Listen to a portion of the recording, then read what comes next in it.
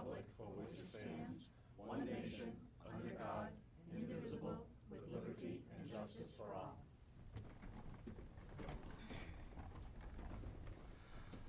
Good evening and welcome. This meeting's being recorded and televised by Chelmsford Telemedia. If there's anyone else present who's recording or planning to record, will you please so indicate at this time? Thank you. The first item on the agenda tonight is the consent agenda, which consists of three parts tonight. It's the approval of the minutes of October 7th, our most recent meeting. Also, acknowledgments of policy 650702 and 631503, I believe. Does anyone have any comments, corrections, notes? Move to approve the consent agenda that includes the minutes of October 7th and the two policies as forenamed. Second. Any discussion? All in favor? Aye. For Wasn't present. last week, okay, that's fine. Normally at this time, we have the student representative report, but we're going to hold that, right? Yes. So we will move along to good news. And tonight, yeah, I think you have something, you want to do that first? Yes. Okay. Did you have good news as well? We have a special treat tonight. Okay. Does it involve Would food? you like to go first? We'll do it. Sure. All right. We'll start with the special treat, which is Ms. Erin Phillips is here, along with Mr. Peter Zopes. If you would come up, please, and just tell us a little bit about why you're here. Where would you like us? Come sit.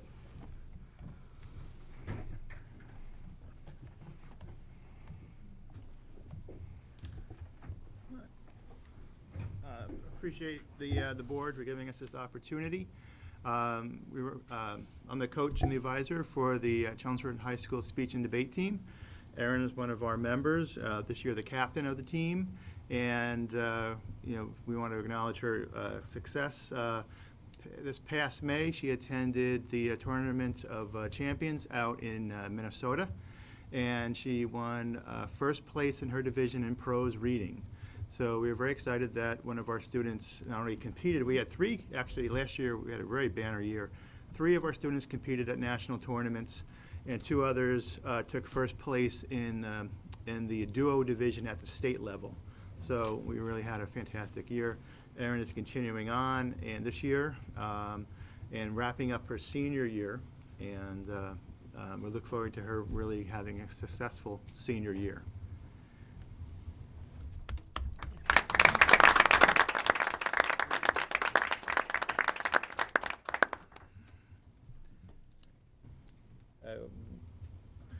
Erin, you know what quite to do. Erin Yeah. is preparing for, where's the tournament in Pennsylvania?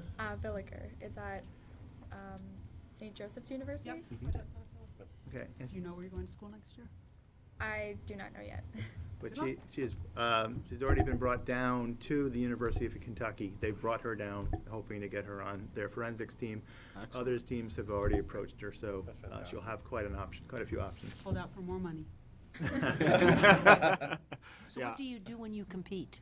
When I compete, we go to tournaments. Usually they're all day on a Saturday, or they'll be all weekend, but they usually start on a Saturday. So we go early in the morning and we go to a certain number of preliminary rounds. It's different given the tournament. It's usually 3 to 5 preliminary rounds, and I perform a 10-minute speech in each of those rounds, and then based on how I rank, they post breaks to quarterfinals or semifinals or finals, and then you advance on depending on how you rank in those individual rounds. Do they time you for 10 minutes? Yes.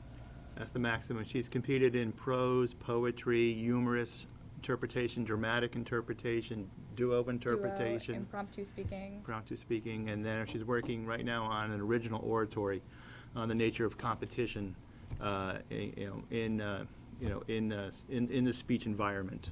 So she's writing in her own speech, doing the research, and she's in the process of developing it right now. Do you have a So- favorite that you like to compete in? Poetry, impromptu? Probably poetry. I've been doing it since my freshman year. It was my first event, so it's near and dear to my heart. Yeah.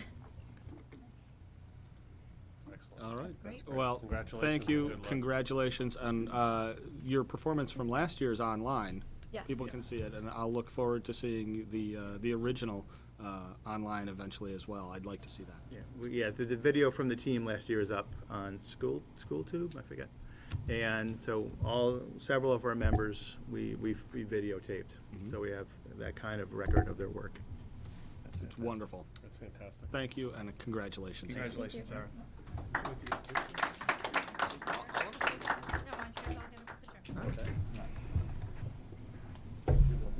You're gonna get a picture, okay? I think the chairman. There you go. Yeah. There you go, Mike. Want all of us, or we should go? All right. For the website? Yeah, I wouldn't, yeah, The light right in Yeah. the face is now so. please. There you go. Where would You can like pull us? the curtain too if you want the red behind you. Yeah, you want to pull, Nick, could you pull Pull the, the curtain, go across. there you go. Go ahead, what's you guys? Where's Peter?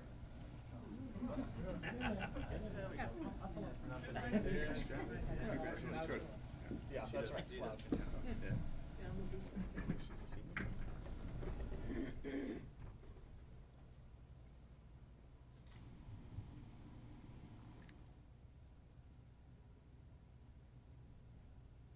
Great, thanks. All right, thank you. Congratulations again.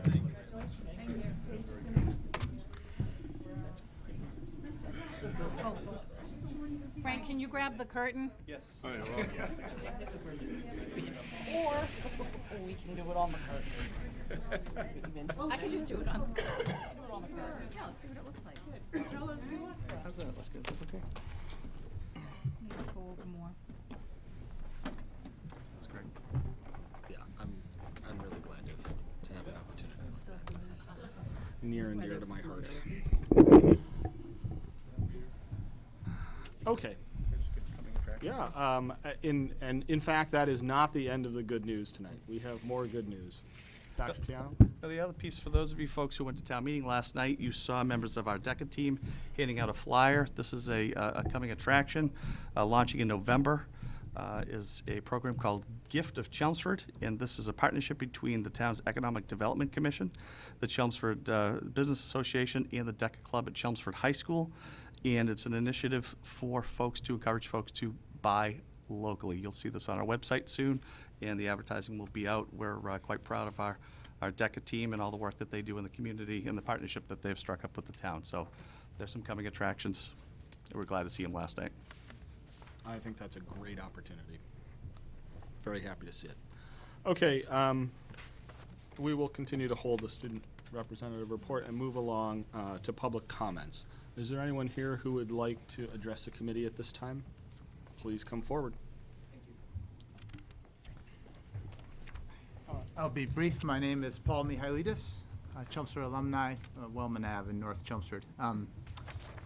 I would just first want to thank the school committee for their continued diligence into the issue of the pending financial matters and the terminated administrators, which is an issue clearly at the heart of our town. We do appreciate the diligence and the energy that has been taken on behalf of the committee.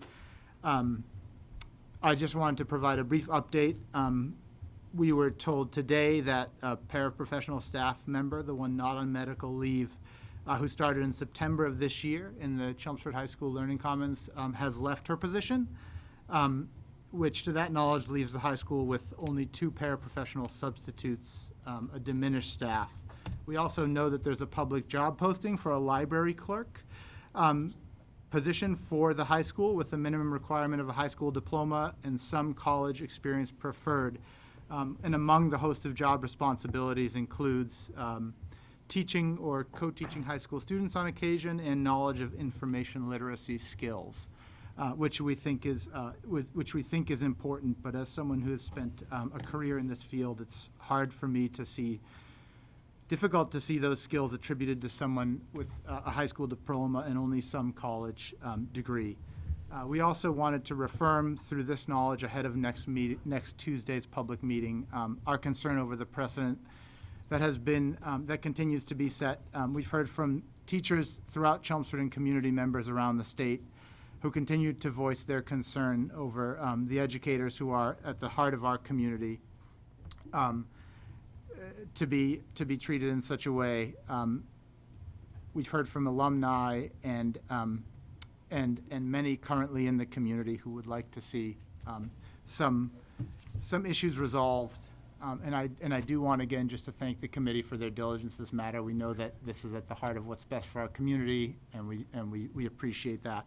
And then lastly, we just did want to also talk a little bit about the financial conversations and plans, and just mention our concern that in the context of uncertain pending legal matters and the forensic audit that was approved by the town meeting, that it's hard for us to think about a financial plan in the context of so much uncertainty. So that while we do appreciate that this will go forward, we also would like to caution that with so many variables still in the air.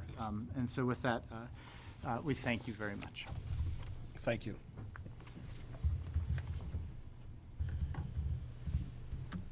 Is there anyone else who would like to address the committee at this time?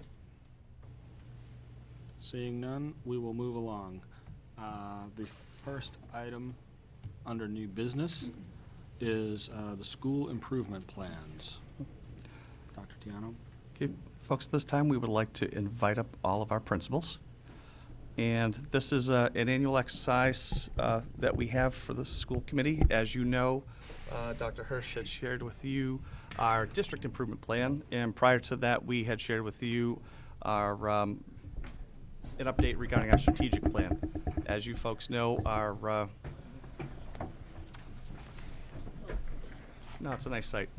The as you folks know, our strategic plan drives our district forward.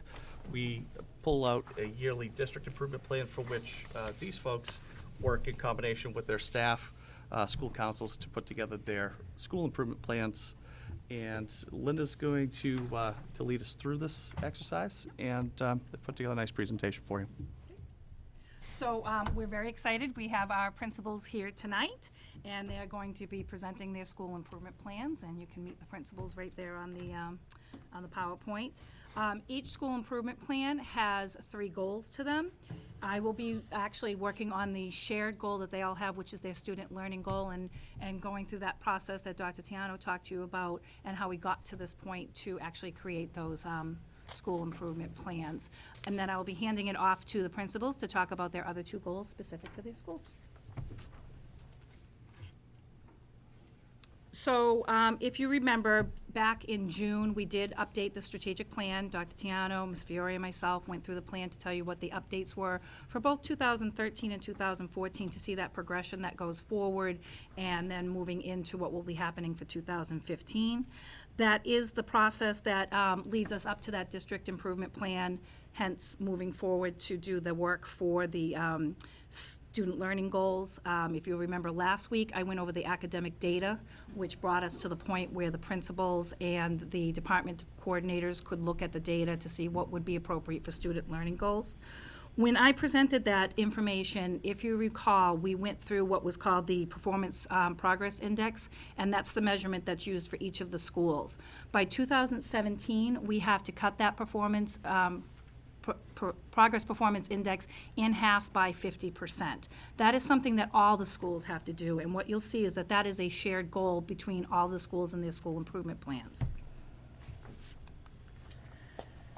Some of the action steps, which I reviewed 2 weeks ago, include that vertical alignment to increase that target.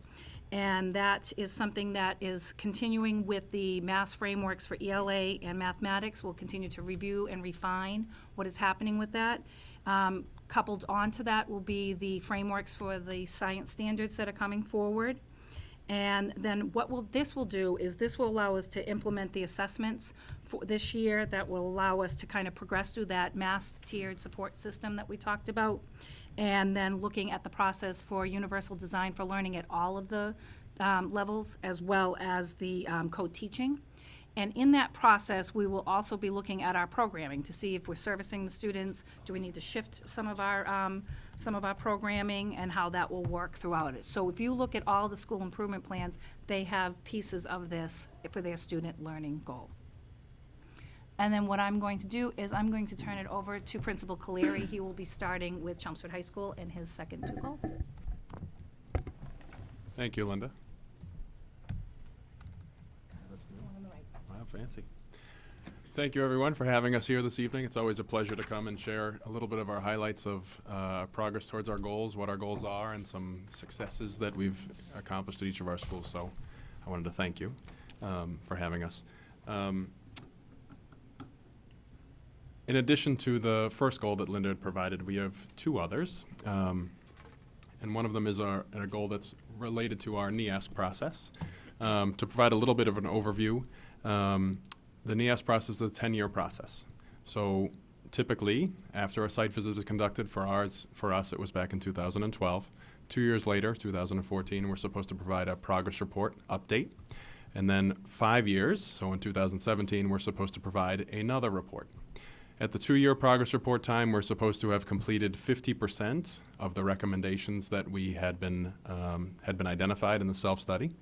And I'd recently submitted that report to NEASC, and I'm proud to say that although the expectation was we had to complete 50%, we actually completed 72% of the recommendations. That represents 27 of the total 38 recommendations that were listed on the report. We have 11 other recommendations that are still in progress, and we have the remaining 3 years to complete that requirement. We've made a great deal of progress in each of these areas. Predominantly, the recommendations that remain focus on 21st century learning expectations and determining means by which to measure and determine accountability, and also share some of that information with the community. In addition, we had to do some work with our school-wide rubrics as a future area, and we had recently adapted those to better meet the Common Core over the past summer, and we're piloting that process this year. So these remaining goals that have to be addressed are kind of big ticket items, and they're going to take a little bit longer, and NEASC understands that. So we're awaiting their response, which we should get from them after our 2-year submittal. We should get that in February or March. As part of this process with NEASC, we'll continue to meet with our committee and with our leadership team to kind of continue to address these other 11 recommendations that are still in progress. The other goal that we have is the school culture and climate. As part of the school council last year, we had developed a pilot survey that we administered to a random selection of students. And our target goal last year was an 80% satisfaction rating. This year we've increased it to an 85%. The pilot addressed about 200 students, so roughly 12-15% of our student population. In addition, we also administered that to the faculty on a random group of faculty that were selected, and we developed a parent survey, but by the time we completed the development of it, it was too late to administer. So that is one of the pieces that we'll be meeting, because our first school council meeting is taking place next Monday night, and that will be where we'll be jumping into this year, is talking about the parent survey and then figuring out the time to administer that.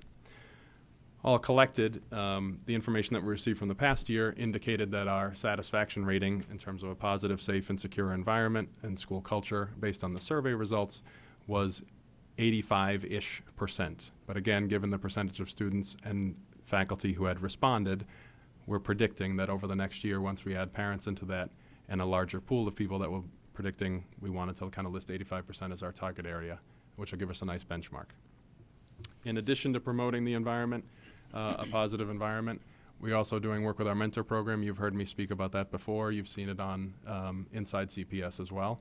And our mentor program continues to go through revisions. As part of the survey we administered to students, a lot of the information we got back from students was used to develop additional steps that our student executive board would take for this year in our mentor program. And one of the steps that they had done is they actually had reduced the ratio of mentors to mentees. So it was 1 to 5, now it is 1 to 3, to provide a little bit more of that personal attention. The outside group piece, the component of this, you had heard me speak before, and we've done youth risk behavior survey results presentations with you before relative to the Drug Task Force. The Drug Task Force has gone through a revision of name. It is now called the Chelmsford Radar, which is raising awareness of drugs, alcohol, and risky behaviors. So this group is a little bit more focused on the Youth Risk Behavior Survey and developing and bringing programs and awareness to our community. And our community I use as a loose term to reflect all of our students, our staff, and our parents in the community. As a side note, our first official program is John Morello is actually coming back. He has been here before in the district. He's coming back to do a presentation next Tuesday night. He's going to be with our students during the morning, and Tuesday night is going to be doing a presentation with our parents. It's the I Am Dirt presentation, which is going to raise a little bit more awareness about bullying, drugs, and positive decision making. Finally, the third element or strategy in this is the continued follow-up with Aramark and our facilities department. One of the pieces that we're doing right now is a meeting with Aramark on a regular basis, and our most recent conversation was to try to develop a feedback mechanism by which we can collect a little bit more informal feedback in a more quantifiable way from our faculty to determine relative upkeep and cleanliness of the building. So that's something that's going to be developed over the span of the year. I will turn it over to Kurt McPhee to move on to McCarthy. Tuesday night at the PAC. Tuesday night at the PAC is for parents and students to come back, age 12 and up, and 7 o'clock in the PAC. But you're busy. Yes. Are we saving Unfortunately, questions to the end, or do you want them at the end of each? Yes. You want to do it at the end? Okay. Yes. Good evening, everybody. It's always good to be back. Traditionally, I like this night because you get to hear all the good things happening all over the place. So you've already heard from Mr. Caleri, who'd mentioned the theme of surveys and making adjustments, and you're going to continue to hear that theme as I talk a little bit about our 2 other school goals. Our first goal is in the area of school climate. This has really been something we have really focused in on as a staff over the past few years. So the goal for this year, oops, let me move it up, sorry. The goal this year states that by the end of the 2014-2015 year, a minimum of 80% of students will feel connected to at least one staff member as reported on the student survey. The goal is going to look awfully familiar because it was pretty much the same goal I had last year. And if I kind of go back a few years, the last time we really surveyed students, our percentage was about 70%. So I guess eagerly set the bar at 80%. When we did survey the students this year, we hit 75. It was over 75. So I did feel like we made a giant step forward. So in setting this year's goal, I kept it at 80%. Some of our action steps to accomplish that goal, a major piece of this is our student advisory program, which we put into place last year. Again, it's once a week, happens to be Friday mornings. The whole school goes into advisory. It involves all professional staff. Students meet with their advisors in groups of about 12 to 14 students. We have regular theme-based curriculum has been written. So part of what we did through surveys last year, we surveyed the students at the end of last year. We got about 600 students surveyed last year, so we didn't hit the whole student body. And we had about an 85%, well, roughly 85% of students mentioned that they had a positive response when we asked if they enjoyed advisory. So with some of that information we took back from students, we made adjustments to curriculum. We heard loud and clear they like the games. Part of each advisory, there's a greeting, there's a sharing, there's a discussion that takes place, and there's games. There's a game. Because we truly believe students have 4 needs: a need for autonomy, need for competence, a need for relationships, and a need to have fun. So we try to remember that and honor that as well. So we're moving into year 2 of advisory. Again, we've taken the time over the summer, we've revamped some of the curriculum, and we're hitting the ground running. Some of the same things, making sure staff has everything they need to run advisory on a weekly basis. Other things we're trying to do excuse me, is, again, we are trying to reward or just recognize pro-social student behavior, and we really do that every year by emphasizing our social contract. So again, started the year, really highlighted what our social contract is. It's basically the McCarthy Golden Rule, how we do business here. whenever somebody comes into our building, they see the banner that hangs, and hopefully they should see that in all the interactions. So we're constantly pointing students to look at that social contract to measure themselves up to it and make it be more than just a poster that hangs on the wall. Other things that we're doing just to create a sense of a community is we're really bringing back student council. We really haven't had a true student council at McCarthy for a number of years. So we have 2 advisors that are running student council for grades 5 through 8. And, so, going to use that as a body to kind of examine what our school culture is, where we want to go. We're really excited about that. We've continued to do many service-oriented projects to get our students to feel that they're part of something larger than, just themselves at this age. They are part of a greater good. So we do many, social types of initiatives, such as our Project 300, which is coming up shortly. And the other piece to this is we will again survey students at the end of this year.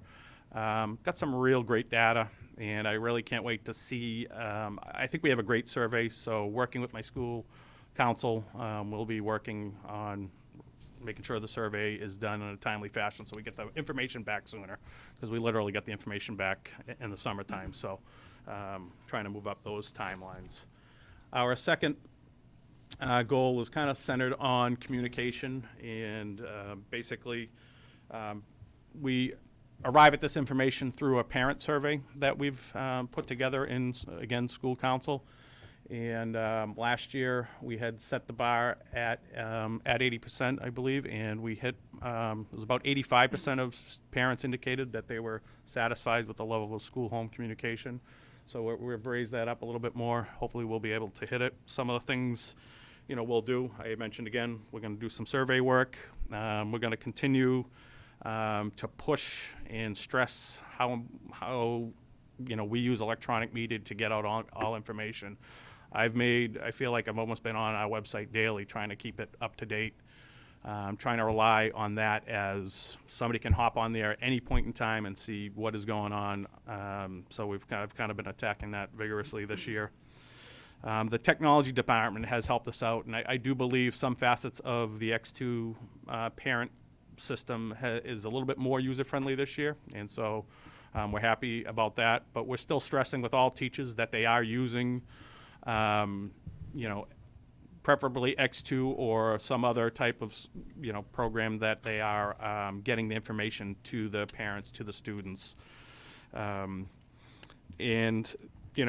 So with those things, we're hoping we'll continue on in, making our communication everything that it should be, using technology to make it easier for teachers to communicate with parents. Another thing that the technology department is doing, we're doing weekly technology trainings with our staff by our technology integration specialist. She's been great, Debbie Venagopal, putting that information out there for teachers on a weekly basis. So thank you very much. I'm going to turn it over to Jeff. Dr. Parks. Thanks, Kurt.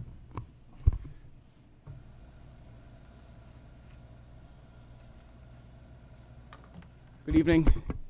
It's also my pleasure to be here tonight. So throughout the course of the school year, we're shifting our focus somewhat to focusing on the social and emotional development of all of our students. So our Pride program, which you've heard me talk about over the last couple of years, is up and running. It's going well. We have student representatives who are on our committee, and that has really just taken off at our school. So I felt like it was time to remove that from our plan and put some of our energy into a different avenue. So in working closely with Tom Wright from the school counseling department, we are working at having our school counselors get into the classrooms on a more regular basis. So some examples of what is happening now and what that will look like is in 5th and 6th grade, Autumn Dolan is in our classrooms weekly, and she's working on lessons to help students develop coping strategies, to help students navigate their social relationships, and work on their interpersonal skills. These are things that we've seen students struggle with over the last few years, so we felt like it was important for us to shift our focus and help support them in that. In the 7th grade, Melissa McIsaac is working in the classrooms on a regular basis, helping kids, again, with coping skills, working on recognizing and working through depression, and also helping themselves with their own positive decision-making. In 8th grade, Melissa is also co-teaching currently our Signs of Suicide curriculum with our health education teacher, Mrs. Parks. And in both grades, what we're looking forward to implementing soon is a new SOAR curriculum through the guidance department, where both Autumn Dolan and Melissa McIsaac will be working with our 8th grade students on things like goal setting, organization skills, study skills, things that will help serve them well as they transition to the high school down the road. So again, throughout the year, we'll continue to work closely with Tom and our counselors to make sure that they have the resources they need in order to be successful in this. So we're looking forward to having the counselors be more involved. And in regard to our homeschool communication, I guess we're a year ahead of where Kurt is with his survey, and this is something that we've been talking about. So through our school council last year, we implemented a parent survey, and we got great feedback on our academic programming, on our communication, on our school climate and culture, and we used some of that information in order to develop this goal.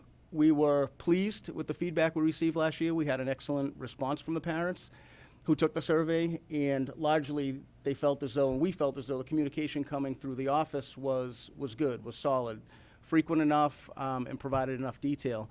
Where Mark and I need to focus some energy is supporting the teachers in the development and maintenance of their regular web pages. So that's an area that we feel like if we're able to support the teachers by providing ongoing training, as Kurt just mentioned, but using, developing partnerships with the parents and finding out what information they want. And then if we can help support and teach the teachers and encourage them to continue to keep regular updates, keep homework assignments, keep those things on their web pages regularly, we think that we'll really be able to shore up our homeschool communication. So that's where the second goal came from. Apologize for the brevity. I'd like to pass it off to Jason. Thank you. You don't need to apologize. No apologies. Again, we're thrilled to be here. Thank you for having us. It's I kind of think about kind of a parent-teacher conference night. We always talk about that being one of the crown jewels of our communication with families, and I feel like this for us is one of those instances as well where we get to share kind of the passionate work that we do in creating our school improvement plans. Do want to thank the Byam School Council, both past year and this year, for their work on this. My context point is a very different part this year after being on the job for a few months and putting together a plan to drive the school last year. So I feel a bit more shored up this year. So our first goal is around actually the Byam courtyard. So the goal itself is that Byam will create a welcoming outdoor learning space that can be utilized by staff and students in the school courtyard as measured by the completion of the following action steps. So anybody who's been to Byam or Harrington as well, the exact layout on both buildings. It's really a kind of a centerpiece of the building. And as I gave tours this summer, it's one of the first things that families new to Byam remark on is, oh, wow, look at that space. It's wonderful. The kids get out there a lot. My answer, sadly, has been the last couple of years, well, not too much. And a little background on that, it's been about 6 years ago, there was a thrust with former principal, Dr. Gilmore. They did create an outdoor learning space there, and there was a parent very involved in making that happen. They had some science centers. They had an actual bird observatory that was projected through the library television. So it was really a pretty active space.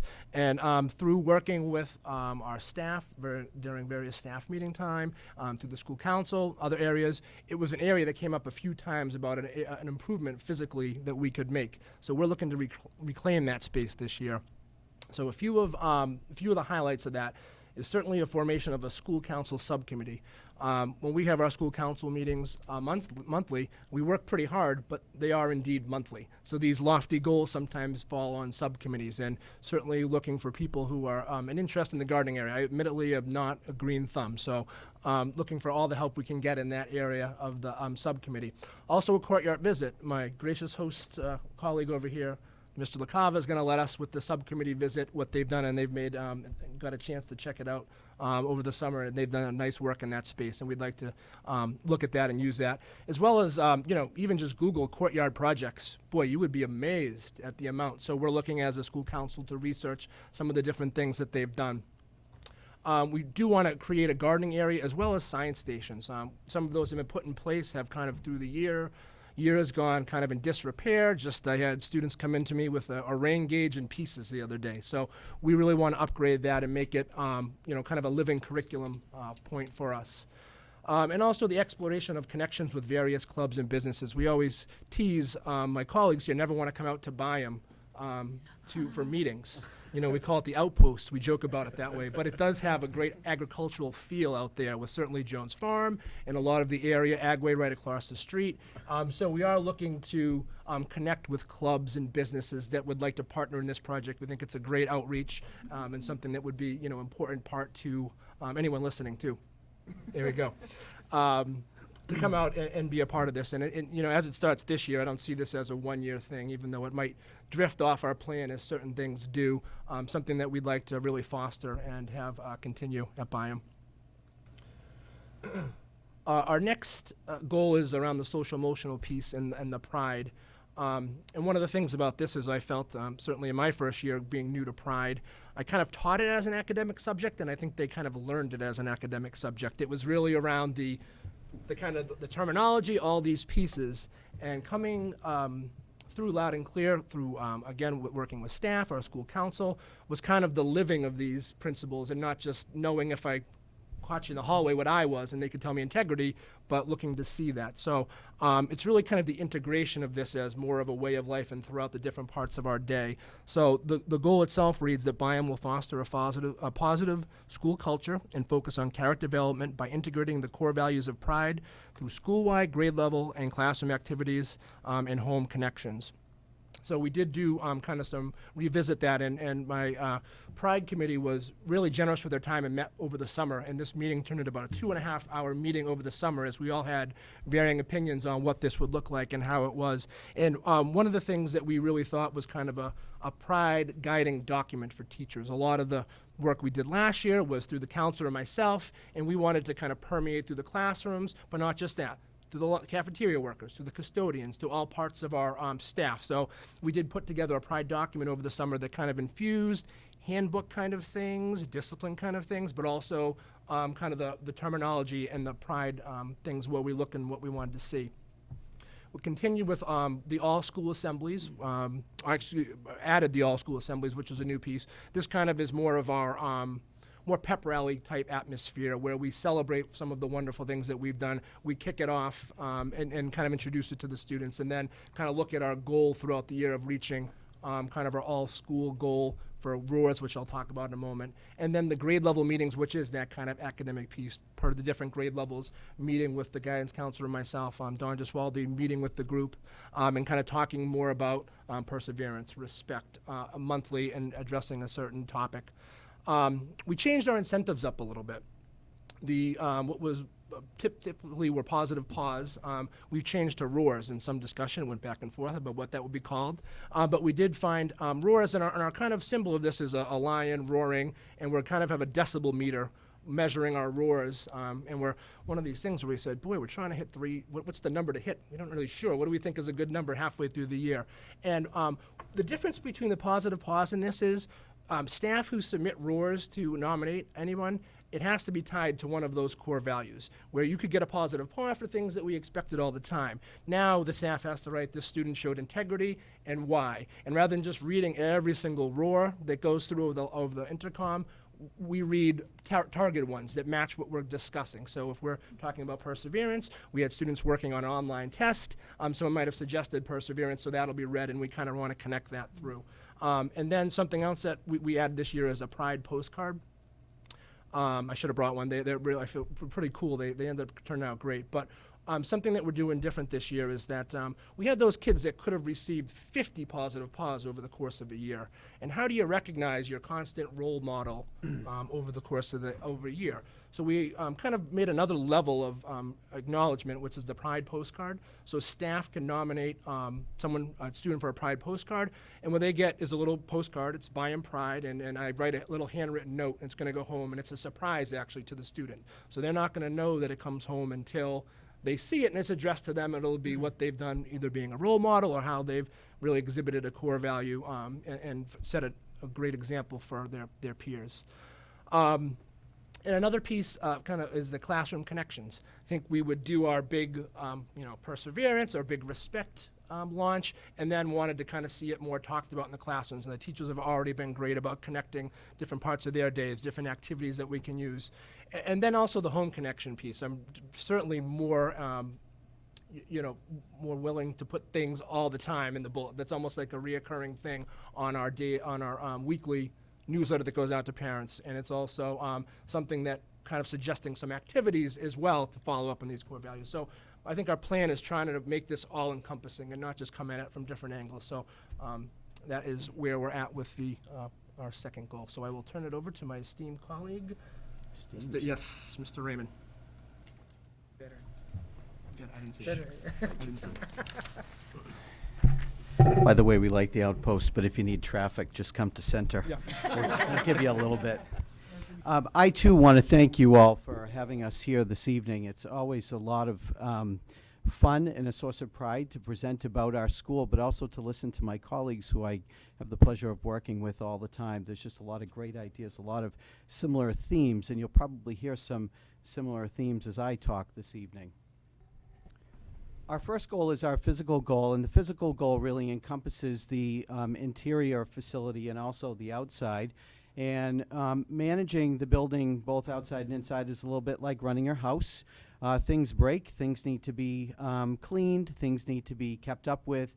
And so one of our major goals this year is to continue with that.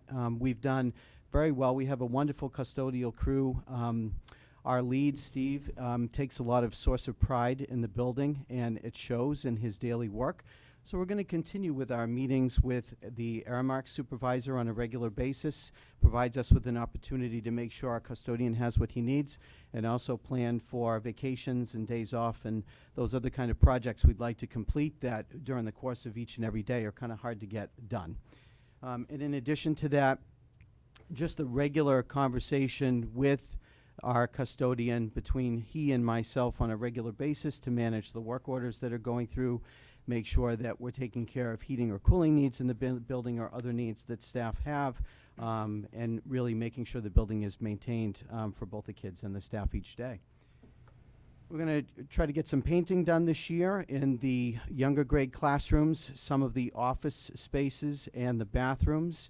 It is time in our building to start kind of refreshing some of the walls. We did the grade 3 and 4 wing in the last year, so we're looking to expand that and do some other parts of the building. We have a challenge of having summer school and Summerfest in the building, so we're going to kind of work around baby vacations, and if there aren't too many snow days this year, we might be able to achieve that at the end of the school year. Custodian and I have been talking about a plan for that, getting volunteers to assist, so we hope to get that done this year. I mentioned the outside grounds in the beginning. We're going to continue to upkeep with the outside grounds. We actually have a fall cleanup week going on right now, and we'll have a spring cleanup week as well. We have a parent, Jackie Forgan, who works with our lead custodian and I on outside grounds maintenance and cleanup. She's great about replacing the plants by the entrance at the different seasons, making suggestions to us for things that need to be taken care of outside. We did a checklist this week. It was her idea for coming up with maybe a whole week. We traditionally did a day, and over time it's kind of waned. I think it depends if you have parents who feel like they have a green thumb and who can do things. So we opted to go with a week. I thought it was a great idea, and unfortunately we picked a week where it looks like it's going to have some rain, but we have had some parents come in and start to tackle some of the projects that we need, and so we're going to continue that on an ongoing basis, just, you know, some of the basic things, the weeding, the trimming, the raking, and so forth outside. You've heard some mention about science this evening, and in the highlights I listed science outdoors up there. One of the tasks I'm going to give to my school council this year is to review the next generation science standards that'll be coming up. I have a couple of new parents on our school council this year. They're actually dads, I'm proud to say. We have had a lot of moms, and the moms are great. It's nice to have a couple of dads, and they have a technology science background, so they have an interest in this. That was part of their interest in serving on council. So one of our jobs this year is going to be to review those standards and really take a look at what types of materials and needs might teachers have as we go into the next generation science standards down the road, really to take it at times outside the classroom and live outside with science. And finally, you see up there, we're going to explore improvements to our main sign at school. It's time for makeover for the center school sign, and work with folks in town to take a look at refurbishment and changes to the baseball field. Our second main goal is similar to other schools in terms of culture. This year, the goal will probably look pretty similar. We opted to continue with the survey as a measurable goal this year. We did actually come up with a couple of new action steps this year off of the survey that we had last year. So we feel the survey is very informative. The kids love the opportunity to tell us what they think about the school. They rated us very high in the measures that we really care about, safety, security.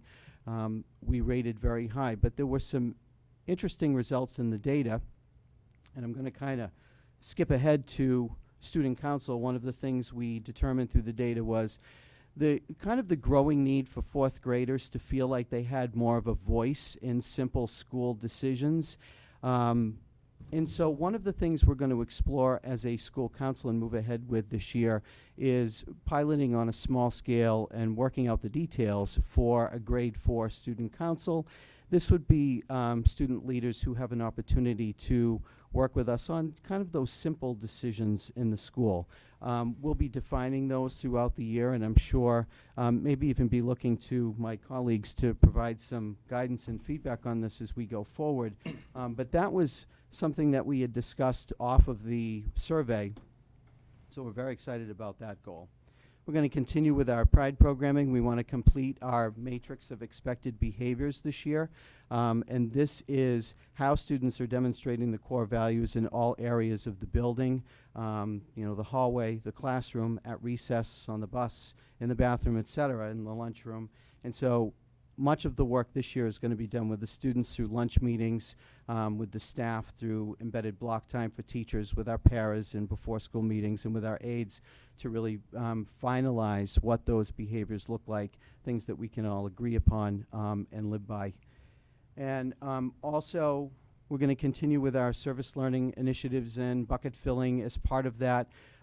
Throughout the year, we like to provide opportunities for our students to sort of give back and know what it means to give back to others. We usually have a couple of food drives during the year.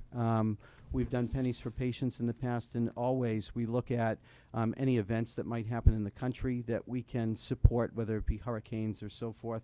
Our kids actually last year went 4 times over what the goal was for the food drive, so we were very proud of that. And by leaving it out visually and kind of having a different theme every year, whether it's a thermometer or a tree or some sort to show them what it looks like, it's very fun to hear the comments from even our youngest students. They feel a lot of pride about giving back to others. And then finally, up there, we're going to go back to a parent evening. This was something we had done in the past that we tried and we moved away from.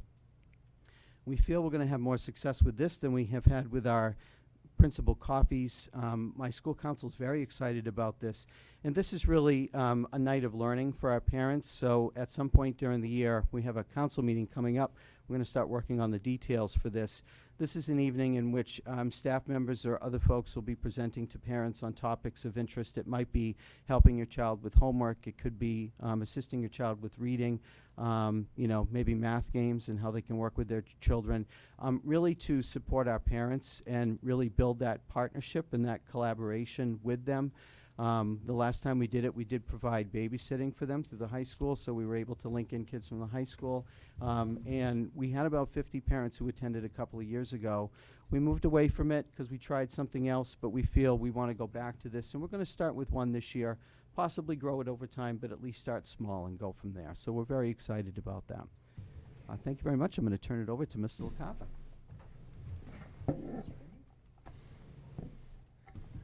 Good evening, and again, as my colleagues have said, it's great to be here tonight.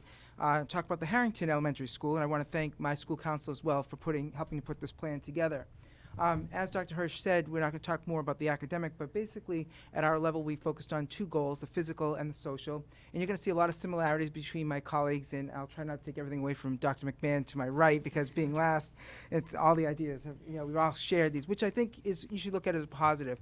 This elementary team works very well together, and we're very consistent. We meet regularly to talk about initiatives that are successful that we implement at all 4 schools. And it's interesting when students come to my school, maybe they're at Byam or another school, they know what pride is. They know what some of the things have been done, and it's a nice transition for them. So I think that that's something that's very rare, and all the principals work well together, but at our level with the 4 of us, we really make sure that we have a nice foundation. So basically our physical environment, same type of things that have gone on for a couple of years.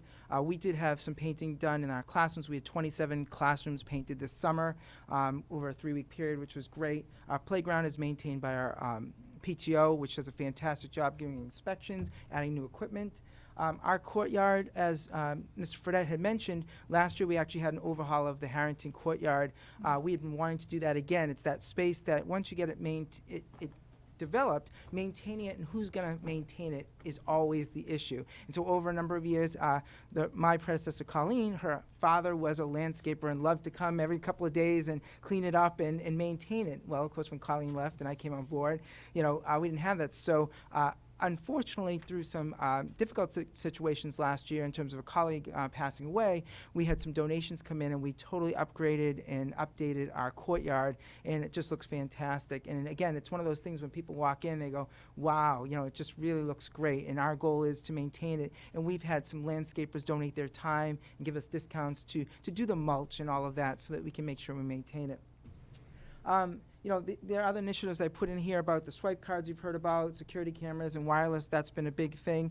One of the things I put under safety, I call it physical and safe environment, is our dismissal process. As the 4 principals and I, we've always talked about how do we do a dismissal process that works, that's safe, that moves kids. We're constantly evolving that. I've been working really closely with my school council on ways to make it go quickly. At Harrington, we have a very large population of kids who get picked up. I'd say we probably have about 120 to 130 kids out of my building who are picked up every day. And imagine the number of cars, the number of people who come through the building. Dr. Parks can attest to what he gets 2 of them every day. And it just to make a system that's safe, secure, and that we can account for kids, and that is a quick process because we know people have things to do. We've been really working on that for a couple of years, and we actually think we've got something that's going to go that next step. So again, the maintaining of the building, working with Aramark, we've been doing a great job there. Our school culture, again, the pride values, you'll hear that on all the reports, expected behaviors.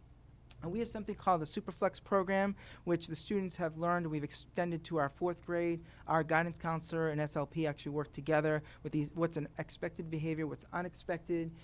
We still do the pride pause. Meaningful mentors, what we've tried to do and develop is have faculty members who are, or classroom teachers who are not the student's primary teacher, connect with students who might need that extra adult in the building. Sort of like Kurt was talking about in terms of the advisory, having a different connection than your classroom teacher for some of these kids who need that extra step. So we've had connections between faculty members and students. Maybe just as we'll have lunch, we'll go for a walk, we'll talk about what's going on. Grade level meetings, we talk about our pride values. Last year, one of my goals was really working with the recess aides, the PSPs, and I met with them pretty frequently, and we came up with the district handbook. I'm continuing that, and I found that has been a real help for us in terms of connections and communication between myself and what's going on in the cafeteria and the playground. As you know, we can't be there all the time, so really getting a handle on that, and I really feel like the recess aides feel more even a part of the team. So I think that I didn't put that as a main goal this year, but it's something I'll be continuing for next year. But we continue to struggle, as all 4 of us, in terms of making sure in that unstructured times, the buses, the recess, and the cafeteria are really maintained and are safe. So you have everything in the plan, and I don't want to take everything away from Dr. McMahon to my right, otherwise known as the other half of the Mike and Molly team. So Dr. McMahon. Thank you, Mr. LaCava. And I second everyone else in terms of thanking you for having us this evening. And I would also like to thank both my school council as well as my faculty for their work in putting this plan together. We get a lot of team leader input, which gets our whole faculty involved as well as our school council, and it's a great group to work with. So in terms of my first goal, in terms of the physical plant, you may recall that 2 years ago, I gave a survey, an internal survey to staff, external to both staff and parents, and that was coming into my first year at South Row. We got a lot of information from that, and so it only made sense with last year's plan and going into this year to sort of have time to do the things that were asked to be done. So we had at that time, I want to say the satisfaction rate was supposed to be around 80%. I don't even know if it hit 50% at that time. So we wanted to be able to have the time to actually check off some of the things that parents were asking for to be completed. In terms of our internal environment, we've done a ton of work at South Row, painting, cleaning. So some of the things that we're continuing to work on for this year is we did have new classroom sinks put in. We are continuing to work very closely with Aramark to make sure that the cleanliness of the building is there. And again, I have a great custodial team that has done a fantastic job. Again, we are trying to update the artwork around the building. Some of the artwork that was around the building was students that no longer attend South Row, so we are looking to update that around our building, as well as one of the things we're going to explore this year is updating our main office as well as the teacher's room. Those are two more areas that we're looking to improve. Externally, we've also done quite a bit of work at South Row. We had the whole front of our building re-landscaped, and it really looks fantastic. As you know, 4 years ago, a new playground was put in, and that area has continued to be maintained. So again, we're sort of checking off the list and making sure that those pieces are completed. At the same time, we have some other things that came up in that survey, looking at some new signs on the building that are very faded and no longer legible.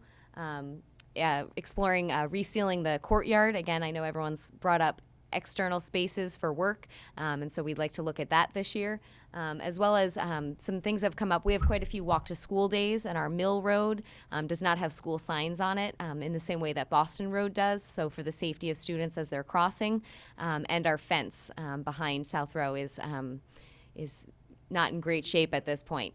So, exactly. So we are looking at more things off the list of the information that we received. And then going forward this year, we'd like to give another survey to parents, again, in thinking of sort of a 2-year plan of getting ideas for what we can do going forward to continue to improve the plant. Our school culture goal, very similar to everyone else. We are continuing to work on the Pride core values. Again, you may recall that over the last 2 years, I've done student surveys, and we've had a very positive rate of return in terms of parents feeling safe, feeling respected, treated kindly. But I know some of the questions that have come up actually from all of you have been around, does your survey yield enough information that you can gain ideas for what students really still need? And I do feel like over the last 2 years, we've gained 2 major themes that you now see as our goal. So again, we're not doing a goal this year around a student survey satisfaction. This year, we're trying to complete some things that we're hoping we can put in place so that next year, again, we'll go back to a survey and see how we've done. So there's 2 parts to this for our goal. One, again, similar to what many people have talked about, is taking the Pride core values to the next level.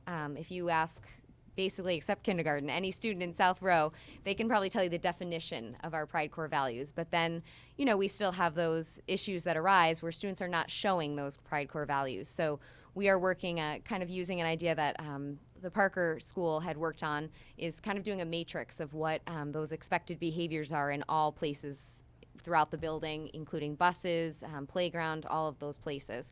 So that first goal is sort of highlighting working on that Pride matrix and having everyone have input, teachers, students, so that we know what it really looks like. And then the second kind of strategy that goes with the goal is really looking at our work with our recess aides and making sure that they feel a part of the staff, making sure that they also know what the Pride core values are and can be a part of that, because they are a very important part of our staff in terms of having children in those unstructured places of the CAF and lunchroom and recess. And I'm happy to say that already this year I have been meeting with them weekly. They are very invested in the Pride core values. They've been giving out Pride tickets and getting involved in that. So I think this strategy was a very necessary one for us, but also it's going really well. And I think they're happier as well, feeling kind of connected to the school in more areas. So that's our goals. in a nutshell. Thank you all. Thank you. So we'll open it up for questions. Do you want us each to go and ask all our questions of the panel, or do you want to do it school by school? Cut me off when you're ready. That's fine. Okay. Mr. Cleary, I want to thank you for adding another acronym to my collection. That is the longest one I've had to memorize, and I will not. I requested the updated NEASC form from Mr. Cleary. He has not been able to get the updated form that was filed. It was talked about at the tri-board meeting. The two-year That didn't update. come- I want it posted. That didn't come We have a through? NEASC link on the Chelmsford High School website, and there are two NEASC reports. I'd like the updates to be posted as well. Dr. Tiano and Okay. I had discussed this, because I had sent you Yep. the email the other day. In reflecting upon our process from the self-study report, is typically through the NEAS process, when we complete the self-study report, so back in 2012, we shared that report with NEASC. They provide their summary report to us, and then they provide a follow-up rating with recommendations and commendations and so on and so forth, and tell us what our status is. And that happens usually somewhere between 2 and 5 months after the report is submitted. So, In terms of that process, for the 10-year report, we would like to mirror that with our 2-year report. So we've submitted a self-study report to NEASC. They are going to provide us their feedback based on the commission's report in January. They're going to give us the feedback in February or March as to what our continued status is based on where we are in this progress report process. So at that time, it would make sense to post the report coupled with the feedback from Okay. NEASC. All right. So it doesn't make, if we put it out there now, we so it don't will have. be public when you get their feedback. Correct. Got it. Number 2, McCarthy Middle School. Your 80% distribution connection students to staff. Yep. Are you finding that it is keyed on certain staff members? Or do you do that? Well, the question was just, is there a No. staff member you feel comfortable going to? It didn't really identify whom, and so we've hit 75 point something of students said there is somebody they have in mind who they'd go to if, they felt like they needed to share something. In my perfect world, that would be distributed widely. Because I see in schools that some staff members are pulling a lot of the weight. Mm-hmm. So. Yeah. Student council, how are they selected? Literally, our club's just started. They do not envision a scenario where they're going to have class officers, at least not this year. So it's more homeroom rep based. And I think at first they want to see how many kids are showing up and, are planning on making it to the meetings, and the ones that are invested, I think, so we haven't. Basically, they're going to be homeroom based or team based. And Will you keep a collection of wild cards and you approach some kids and say, hey, I just would like to, Yep. some kids won't raise their hand, you know that. Oh, yes. But if you approach them, they'll be the first to say yes. Right. No, I We mean, have that problem with PTO parents volunteering. Yep. They always say yes after you ask. we get together, we meet, regularly with our guidance people. We talk about trying to give kids what they need, and sometimes it is pushing them into certain activities, and so. Parker, you're perfect. I have nothing to say. Courtyard, do you know who the parent is who started that? She's right there. Evelyn, well, Well, what happened was is that they came, no, let- no. let- I was gonna go through and do my thing. Okay, with I'm that, sorry. so I just I'll wanted to get point, back. let him get back. Same with Center, your school council, if you would just keep a handful of wild cards. That, I think, is a great way to introduce kids to volunteering, and also that whole process of maybe you get to election someday, I don't know. But, and that was it. That's all I have. I feel comfortable. I'm in and out of Harrington quite frequently, and I have a lot of connections at South Row, so I think those are great programs over there. I love that the courtyard it's fabulous. Yeah. That's all. I'm a little disappointed. I didn't even have to stop you. I'm trying to talk as quickly as I can. Almost. I'm sure more will occur. Al, do you want? Sure. It occurred to me as you did your presentations that a theme that ran through the whole district, whether you're aware of it or not, is a lot of the stuff has to do with breaking down walls, if you think about it. like a lot of the social, emotional kinds of things. Well, it's Parker that I think where the counselor's going into the classes. Finally. You know, I mean, it was one of the hardest things at the high school because of the college application process and everything to get people out in the building. And to hear that it's happening is fantastic.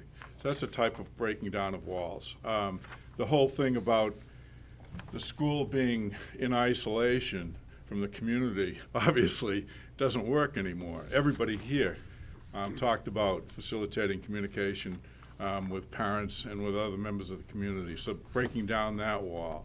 The school community, that came up numerous times too, working with landscapers or neighbors or the parent organizations or whatever. So, you know, without belaboring the point, because I really felt it was there, running through the whole thing is just breaking down some of the traditional walls that have been really hard to break down. We are. And I also found it really funny that we're talking about values so much, because when I was going to, I was undergrad or grad school, value clarification was huge and controversial. And it's like, wow, this is really breaking ground. And we're past breaking ground, I think. It's a major thing. One of the things I have a question about, and then I'll go back to some other things, Aramark was mentioned at least 3 times. And one of the times was a compliment. So I'm not, Mr. DeSilvio and I are liaisons in terms of maintenance. And so I would appreciate any comments that you have about the kinds of things that you're working with Aramark to improve, not necessarily change, if you could share some of that. Because it was in there several times.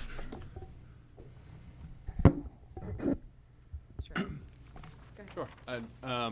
I've been meeting every other week, I think, with Jeff Demers and other Aramark staff to talk about ultimately overall cleanliness in the building.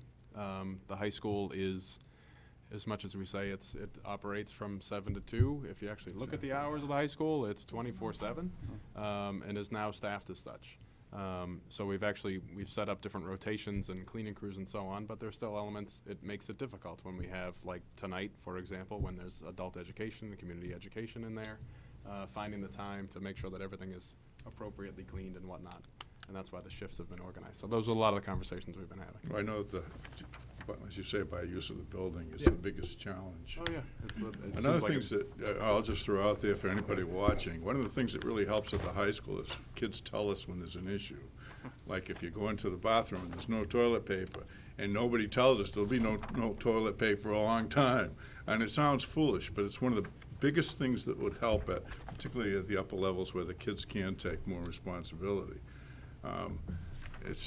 I'm sure the problem still exists because it's classic, but anyway. I mean, there are some pieces that are connected that both Aramark and facilities in a way are connected, even though they're separate. The expectations, as one example, you mentioned bathrooms. Another I'll put out there is stairwells. Yeah. And stairwells tend to be areas where there's lots of traffic, especially in the winter. So cleaning those is a challenge. Couple that with the fact, in a simple way, the stairwells are made of concrete. Concrete tends to be permeable and porous, and so a lot of the stuff ends up sticking in there. And so when I speak to facilities about this, then it's a conversation about, well, can we look at treading for capital improvement projects over time so that that's a little bit more, it's easier to clean. And so therefore I can kind of keep up with the cleanliness of the building, and it kind of takes what initial design was of putting concrete stairs in place and cover those with something else that's a little bit more easier product. It'll make the building cleaner and reduce tracking and so on. So those are the simple examples. So it's, as much as I'd like to say it's as simple as, I'm just going to have a conversation with Aramark, it's a little bit bigger than that. So it's not just about cleanliness, but it's cleanliness connected to how do you rehab and rehabilitate a building that's 40 years old. Did anybody else have anything that you wanted to share in that area? Yeah. I was just, well, first of all, the elementary kids will tell you when the toilet paper's out. Good for them. They're the first ones that come to the office. Yeah. They will come right into your office to tell you. Exactly. Crying. No, I was just going to say, I think similarly, I think the major thing has been communication. So having monthly meetings with Jeff has been extremely helpful with follow-up memos on what we're both working on both of our ends. I think overall also just having routines in place, knowing consistently when bathrooms are being done versus hallways, understanding whose role is what at the elementary level in terms of our night versus day. And also we've been trying to similarly clarify both with facilities, working with Kathleen Canavan and Jeff on who can help us with what, and they're working together as a team as well as much as possible. So I think those things have been greatly improved. Yeah, that was common, pretty common, and that's really great to hear. I could go on for a long time, but I think we want to share. Okay. I'll stop for a while. Evelyn? Different things. Charlie, what is the participation rate in, like, Live Smart? You had some other ones that was up there. That was something I know that Al and I were on one of the initial committees before it took off. Yep. Live Smart, the student organization, because there's one that's the town organization. So the one that we're referring to there is kind of a crossover between the two. The student club is somewhere, it ebbs and flows in terms of its membership, but we're roughly at about 40 students who are part of that group. There's an executive board of 5 or so students, and even in conversations, Mary Claire O'Neill is the advisor to that club now, and she's also a member of the Radar group. So there's a definite connection with the community through Live Smart, the Coalition for Live Smart in the town, because we have Sue Rosa as a representative. We have with Mary Claire O'Neill, and we have some of the health teachers as well that are involved. So there's definitely a crossover between the two groups. I know that when we first started, that it wasn't that much of a participation. It was more like the, parents and community members, and then we got Council of Schools involved and had a lot of programs and things, and then it did catch on when we had the health, teachers, jump on board, and some new ones that came on, and they worked into some other new programs. And so I was interested from a personal level.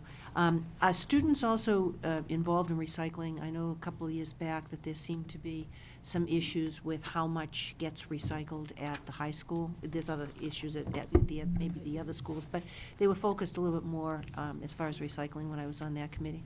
There is not a recycling committee or club at the high school. There was at one time, but enrollment in that has steadily declined over the past couple of years, to the point where other clubs have replaced it and supplanted it. And through the work with Aramark, if you walk through the high school, you'll see now that typically wherever you see a trash can, you'll also see a recycle bin.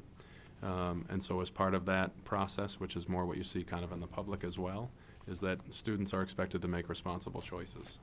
And that's the emphasis that we put on students and on everyone and on ourselves.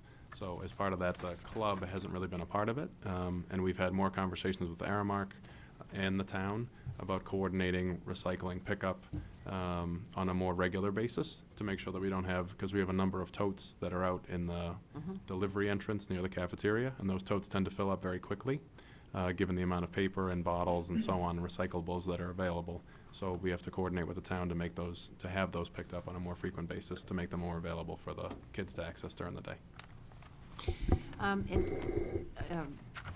Jeff, you came forward earlier in the summer timeframe with a project. So if you could update us with regard to the Eagle Scout project? Sure, I'd love to. Thank you for bringing that up. So Josh Walsh, who's a junior up at the high school, I can't say enough about how impressed I am with how Josh has managed this project. His family's been extremely supportive. His several friends and family members have come out, and he's led the charge. I've chipped in a little bit, but he and his friends have really just taken this on, and it's extremely impressive. So to date, we have 8 of the 10 stations installed. He finished the 8th station over this past weekend. Members from the community have contributed. Gary Persichetti has been extremely helpful. Local businesses just showing up with supplies when they heard we needed them. So to be a part of this whole project has been fascinating. We're working with the PTO now to see if we can plan an event of sorts for this fall, like within the next few weeks. If we don't think it'll be as well attended and special as we'd like it to be, then we'll push pause until the spring on that, when we're really going to unveil it, get the signage out, and we want to structure a health-related event around opening that equipment. So it's going well, not without its bumps, of course, but it looks great, and again, Josh has just really done a super job. Now, you were going to have like 10 stations? There's going to be 10, right. And there's a delay in? There's a delay in 2 of the pieces of equipment. The company that we're working with is the same company that Orion Paul used, who did the stations at Friendship Park a couple of years ago. We've been having a little bit of delay in having the equipment brought here. So they're in Colorado. This company's based in Colorado, and these 2 particular pieces we're waiting for is really what's holding us up at this point. So we're trying to, kind of contemplating, do we want to open and just start functioning with the 8 and then add the other 2 when they arrive, and we're just kind of going through that planning right now. So Do you have any projects or any kind of a proposal on cleaning up your courtyard? That's been ongoing, off and on, over the last few years. We had the community service program, the community workers come in twice since I've been there, and they've done a lot of cleanup. Folks from the town have come. We did some tree pruning and some small tree removal where the overcrowding has been. We're working with some of our teachers on that as well, where some of them feel passionately about preserving what is native in some areas of it, whereas we think some of the space can be used maybe a little bit more productively. We do have some science benches out there, and there's just great opportunity to do testing in the pond, in the stream, for example, and just different things we can do out there. And it is done, but I do think, like these folks are working on, I do think the use of that space can grow, and that's something that we're looking toward doing as well. Just try to be careful and be respectful of what is out there, and what is we want to preserve and where we think we could open up. Yeah, quite a few years ago, there was an alumna of the Parker that came by, and that's what he did, and tried to get out all of the invasives, and did that, and that's when you had all of the different, the Compass Rose, the different pieces. Yep. At that point in time where it was really cleaned out. Right. I mean, I'm over there often enough, like almost on a weekly basis, and I'm going, okay, it looks a little overgrown. I'm just wondering, since everybody has an outdoor project and the different grounds and stuff, I was wondering how you were going. Well, and during the time working on the fitness stations, I am talking with some of the other folks who are looking for Eagle Scout projects and talking about ideas with them. What I would like to see in the courtyard at some point would be backhoe. Some sort of We've talked. That's what she's trying. We've talked. She's we've just talked waiting for you to say, "Can you bring the backhoe over?" Some We've sort talked of, about it. We've talked about this. some but seating. That's not why. So, built into 2 sides of, there's the ground, it's on, basically a hill or a slight slant. I would like to see, even if it's, railroad ties, for example, but some sort of seating where we could actually put a class out there, and use some of the space. I think that would be a good use of what's going on out there. You mean So like an amphitheater kind of? something like that. Yeah, I got a couple ideas that we're kind of talking about, and certainly not ready to bring anything forward, but thinking about ways we can improve that space. So I appreciate you asking about that.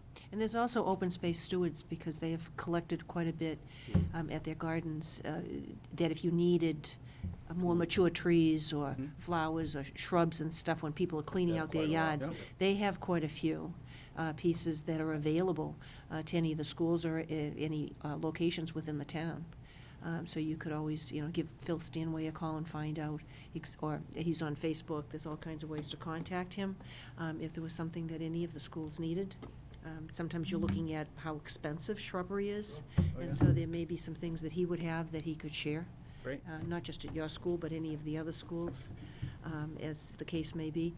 One of the things when I was speaking to Mr. Walsh was that he actually went to a couple of the committees in town for grants. Right. And was able to get his money rather quickly. Yes. And it just shows the community when we're, the themes, again, we're talking about themes running through, that the community involvement is there. We just have to be aware of what it is.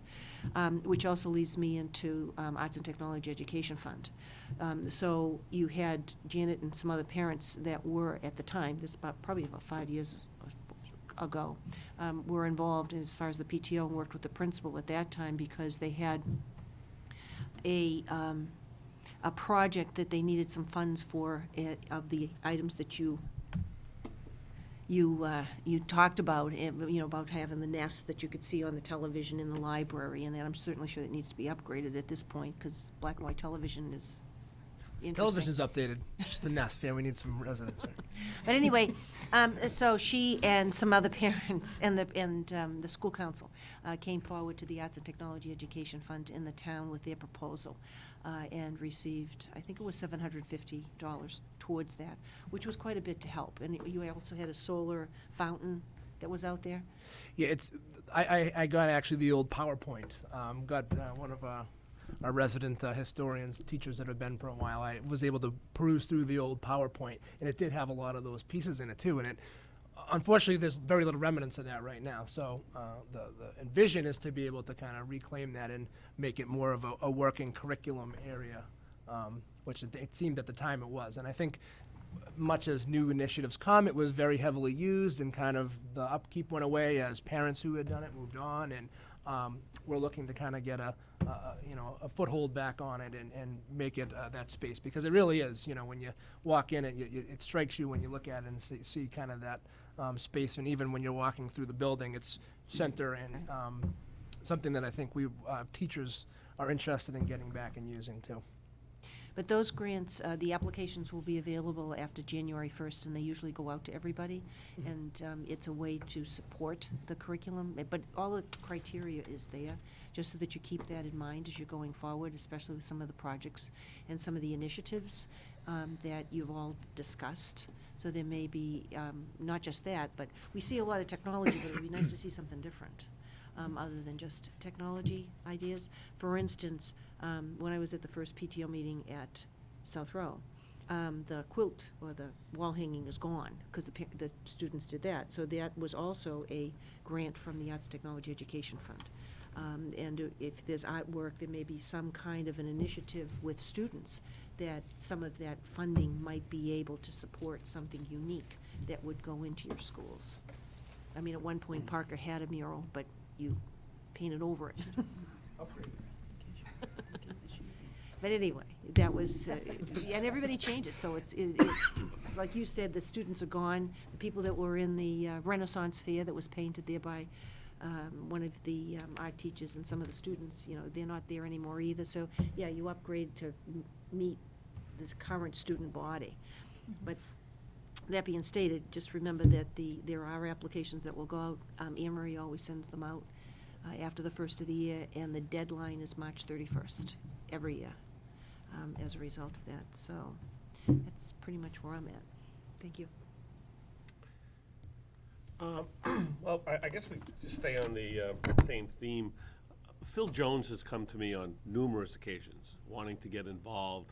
I think he's an excellent resource, especially over at Byam, considering the farm is right there. But he'd be more than happy. I mean, on many occasions, he's wanted to come over to the high school to help, develop some kind of agricultural type science project.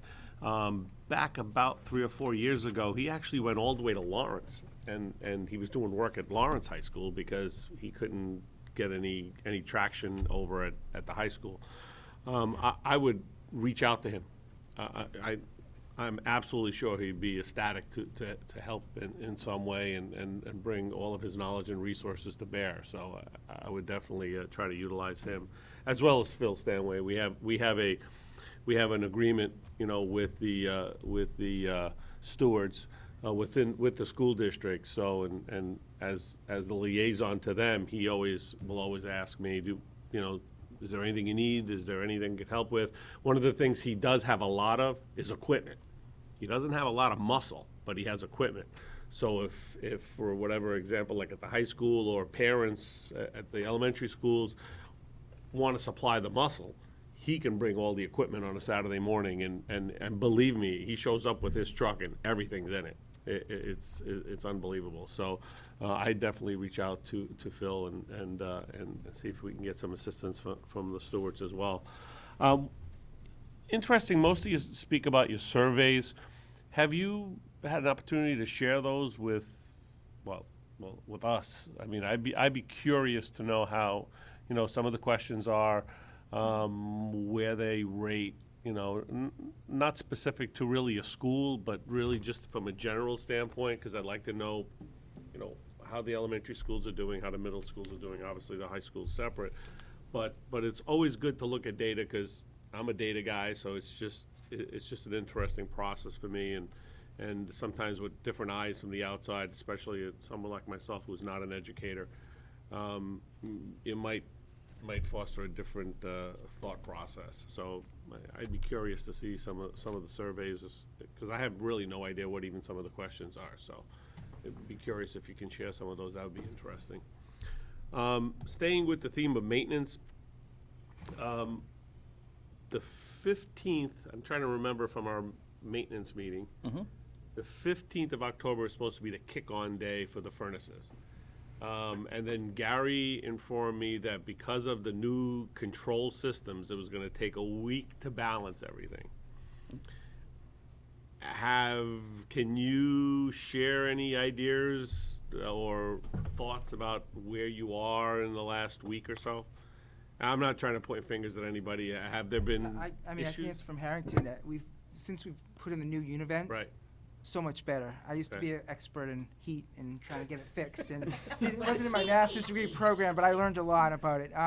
You know, that's been a big shift, and then we all met, I think, with the new person from the town, who is fantastic. Came in, walked our building, gave us these thermometers, which I've been walking Right. around the building with, Right. and the staff was like, "What are you doing?" I'm like, "I'm checking your room. I'm checking, yeah." Because they're supposed to all be balanced now. Right. It's what's going to take a week after right. the 15th. And I think we've been very fortunate because the weather has been a little bit cool in the morning, but it warms up, so we haven't had those complaints. I had my first teacher say it's a little cool in my room. I brought the thermometer in. I sat down. She says, "What are you doing?" I'm like, "I'm checking the thermometer. When it hit 68 to 73, I'm supposed to contact." And they're like looking at me like I was crazy, but I wanted to make sure it was done. No, but it's Following a process. No, it's absolutely important. The Right. reason why I stress this to you, I don't think you're really, we have an outside contractor that's responsible to make sure that the temperature in our buildings are balanced across. So teachers are comfortable, students are comfortable, and anyone else that's there. So I think it's important that we make sure, I guess the point that I'm really trying to make with this is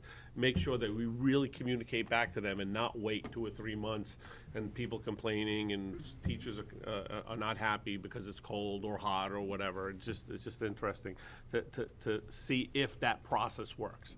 So any information, any feedback.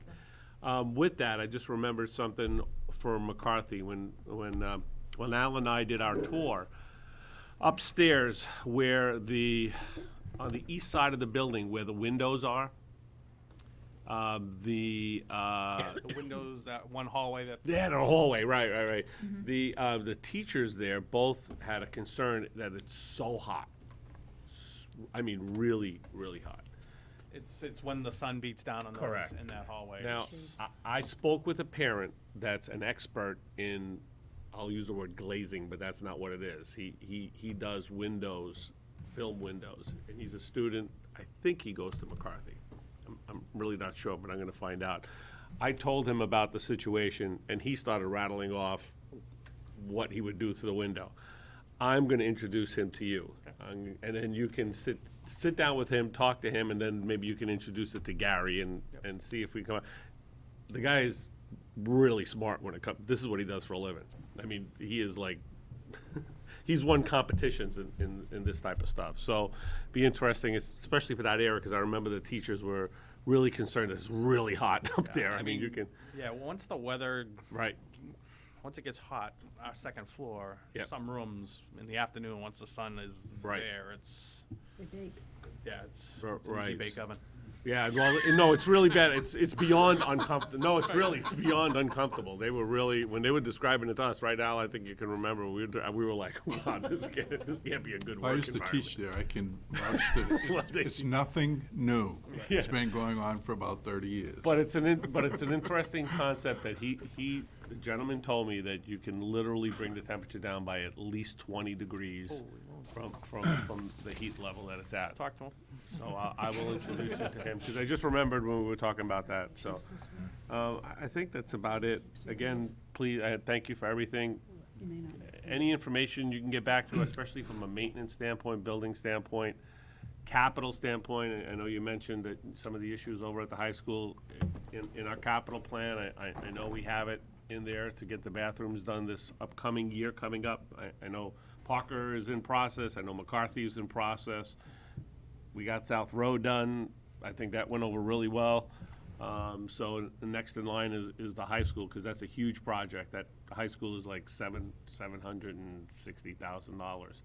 But tied into some of these projects that I want to make sure that it happens, especially on the capital side, is that whatever happens in any of your schools that you folks are directly involved with, don't leave it to the maintenance department to determine what has to be done. So if I think there are two, I made a mistake at the tri-board meeting. I thought there was supposed to be an update to the Learning Commons. That's not where the update is. The update is to 2 of the lecture halls at some point in the next 2 years, 2 to 3 years. I want to make sure that, the principals and the staff are directly involved with determining what's needed for those lecture halls, and not, someone from maintenance saying, yep, we're just going to do tiles, we're going to replace the seats, and we're going to do the tiles on the floor. If we're going to do it, let's do it right. Otherwise, it makes no sense to do the upgrade, and that goes for any other project that goes on, and make sure that the staff is directly involved with all of that. And the nice piece there, Nick, just for your information, I believe I've shared it previously, is that all of our principals worked with Gary and Kathleen, to get a baseline over February vacation. So we've compiled that list. So that's because it's been a nice approach. We're going to start our capital discussions in December again. So and that's in a month and a half. So I know that it's not going to be a huge list this year, but I think we need to make sure that whatever we're going to get done, we do it correctly and not just piecemeal. So, thanks again. All right. The last couple of years, the superintendent and I have talked before this meeting about whether this is too big a group or not, whether we should try to split it up. I'll just say that I really enjoy this. I love having all of you here together. I think if it were up to the committee, we'd do it every month. But that doesn't leave a lot of time for the other things in the schedule. Still, I find it fascinating to see something like the Pride concept. It's a unifying concept across the district, but you're all developing your own vocabularies, your own methodologies, and watching it be instantiated from school to school, seeing the differences, seeing the similarities. I love to see that. To kind of riff off a little bit what Al and Nick both brought up, obviously maintenance and the physical state of the schools is a big deal. And I think that's not necessarily a problem. It's, this is where our kids spend the best part of their day. And we have to, most of us wouldn't consider working in a place that hits 85 or 90 degrees, 4 or 5 months of the year, we'd be complaining about it. And so to expect the kids to sit through it, I don't think we should do that either. I'll just say that you guys are our resource on this. We're listening to you, and so you have to bring things forward. Don't, as Nick said, don't rely just on maintenance. Don't think it's going to get taken care of. I would encourage you to bring it forward, right? If there's an issue, let's bring it forward and let's resolve it. Not in a way that creates contention or discord, but let's get things done. And because I think there are a lot of resources in the community, there's a lot of parents who have a lot of different expertise, and the more we know about it, the more able we are to help you solve those problems that you need to solve. That said, I'd like to thank you all for coming out tonight. I would also like to express my deep gratitude to your school councils, to the teachers and the parents. This is a lot of work. I know Nick mentioned the results of the surveys. I'd like to see them too, but I know you guys are going over those in depth with the parents and the teachers on the school councils. I am very grateful for the work that they do, and please share our gratitude with them. Thank you. Thank you very much. Yeah, I just want, there was one thing I wanted to come back to. Being a Facebook fan, the schools have so much stuff on my Facebook page that it's, leave room for some other people. No, you're doing a great job. No, you're doing a great job. And the artwork and so forth is good. I put a lot of stuff on Facebook, but it doesn't have the quality with the illustrations and so forth. So I think that that's really important. I just go a step further, and that is, to a degree, we're in competition. And the Lowell Sun, particularly, on certain pages, will run anything you give them. And, like our fine arts people, they do a great job of getting the word out. If you find somebody in your faculty, because I know how busy you are, who might like to write and do things, it's huge. I go and look in the 2 pages of the Sunday paper to see, what Chelmsford has in there, and we do very well. But it's really important for everyone in the town to repeatedly hear how active things are. I mean, that's what hit me with the Facebook page, because it hasn't been there as much with the lower levels. The high school gets a lot because of athletics and DECA and all of these kinds of things. But boy, now that you've started to use that, it really has brought home to me how much is going on town-wide. And it's so important, particularly when there's some adverse publicity out there, a lot of it. It's really important that the message get out there that the quality of education has been and will continue to be good. Are we facing challenges? Yes. But I think particularly right now, you can pick a better time to put stuff out there. If your school's running events and so forth, play it up as big as you can so the message is clear that Chelmsford has good education and it's continuing, and we'll work to try to keep it that way. Amen. Twitter next. Yeah, but the target audience that, Al's pointing out are voters who may not necessarily have children in the system anymore.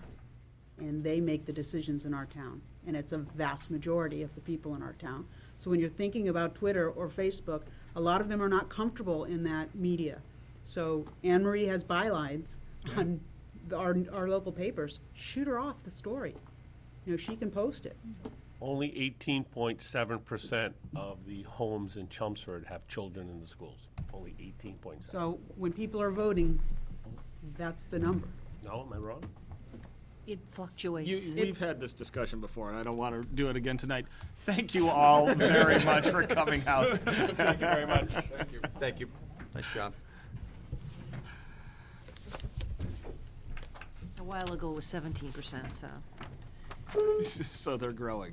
I think the average age of town meeting has crept up. Yeah. Wow. Well, that's because we don't let 16-year-olds vote. Yeah. Oh, that's important. Just saying. Is that something you want us to vote on? No, I'm not bringing that forward for a vote. But I have a 16-year-old. Matt and I sometimes see eye to eye. I'll just say that. Okay. Next up, I think we're just gonna be done with the student update tonight. Yeah. Hansi probably is close to studying. And that's fine. It's okay. Next up then on the agenda is an academic calendar discussion.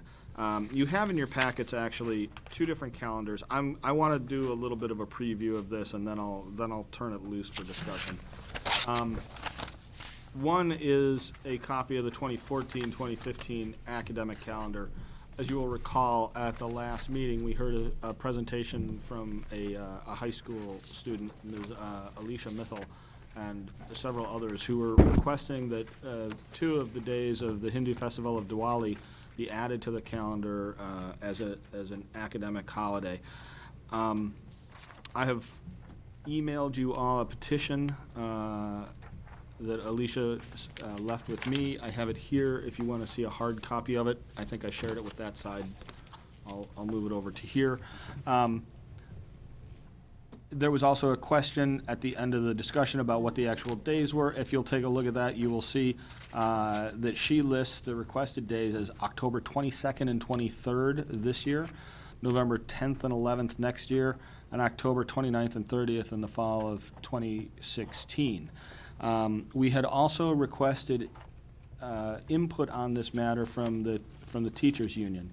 I have again forwarded you a response and also delivered you a hard copy of a letter from Mr. Ben Cole, who's the president of the CST.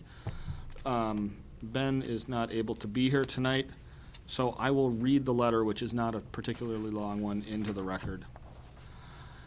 It says, with respect to the Chelmsford School Committee's policies on religious observances, the Chelmsford Federation of Teachers, Local 3569, recommends that the school committee remove all teaching restrictions as they relate to religious observances in the student, parent, and teacher handbooks. We request this with open minds and hope the community sees it in the manner it is intended. As teachers, we are aware of the outside stressors put on our students. We would hope that the community be wary of the stressors placed on teachers as well. We are employed in the field of education, not religion, politics, or business. If a child or parent informs a teacher that they, the student, be given extra time for an assignment due to religious observances, personal illness, or a family tragedy, the teacher 9 times out of 10 will give the student extra time. If, on the rare occasion where a teacher does not acquiesce or asks an inappropriate question, such as raise your hand if you're Hindu, Jewish, Christian, or Muslim, then the parent can go to the teacher's administrator or principal for relief. Respectfully submitted, the Chelmsford Federation of Teachers, Ben Cole, President. I have one other note that I'd like to bring forward before we begin the discussion of this matter, of the 2014-2015 academic calendar. And that is that Diwali is also listed as one of the holidays on the calendar, which has been promulgated by Mitchell Chester, dated September 8th, 2014 on the DESE website.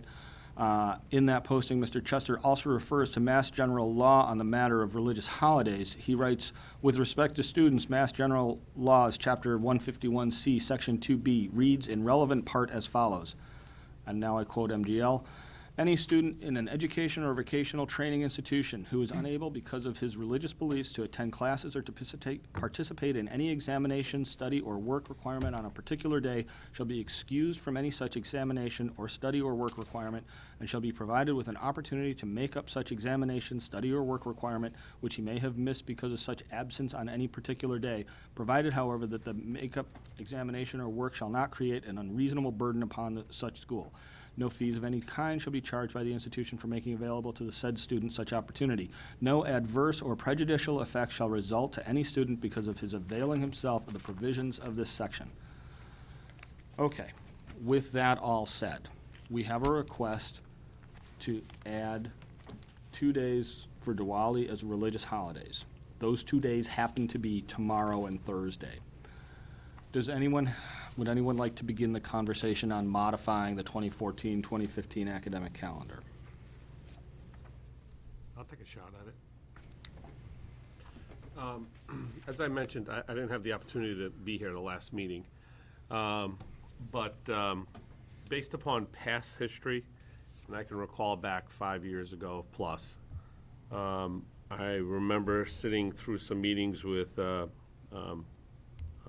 Superintendent Yeoman, and he went through some very painful, I guess is the best way of putting it, discussions with a clergy committee because of concerns by the said committee that there were some individuals that were being,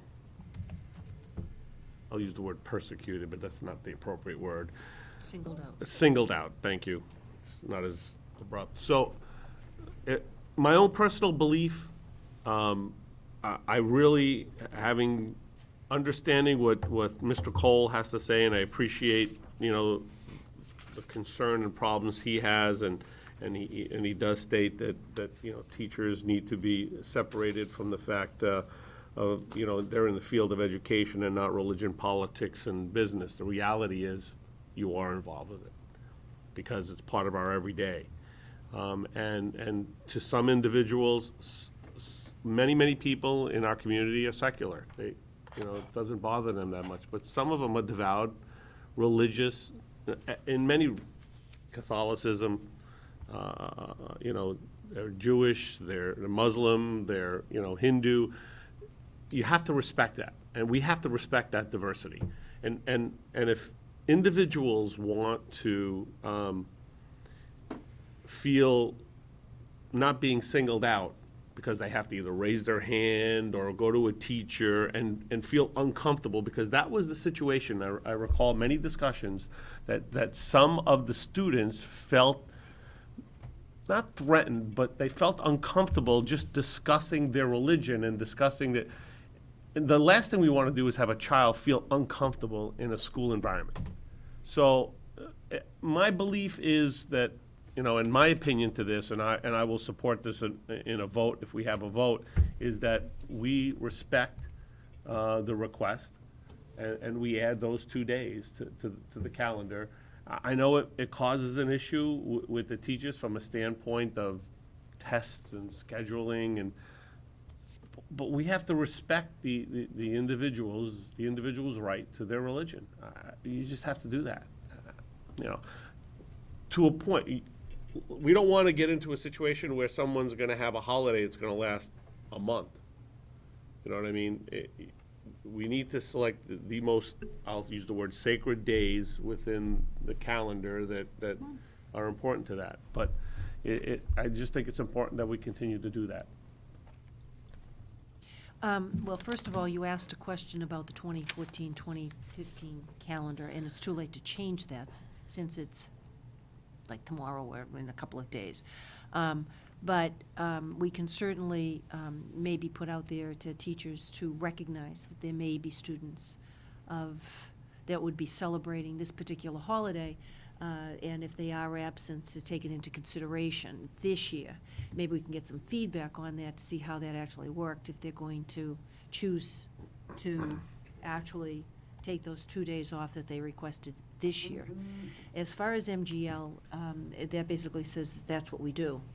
And so therefore, that's what if we don't have that in the policy, we add that to the policy. And then next year for the 2015-2016 school year is to put those 2 particular days on for that calendar and then add it. Because I was surprised when she did her presentation how many students are affected by this within our community because the diversity is changing. That all being said, one of the first school committee meetings that I attended in the late 80s dealt with holidays. I haven't been on this committee that long, but it seems to be a continual discussion. And having been part of other changes in that policy prior to Nick being on the committee, I really don't want to go back to revisit that type of history. I think we just need to move forward with the policy that we currently have with respect to the teachers and that, but this has always been their position every time we've had this discussion.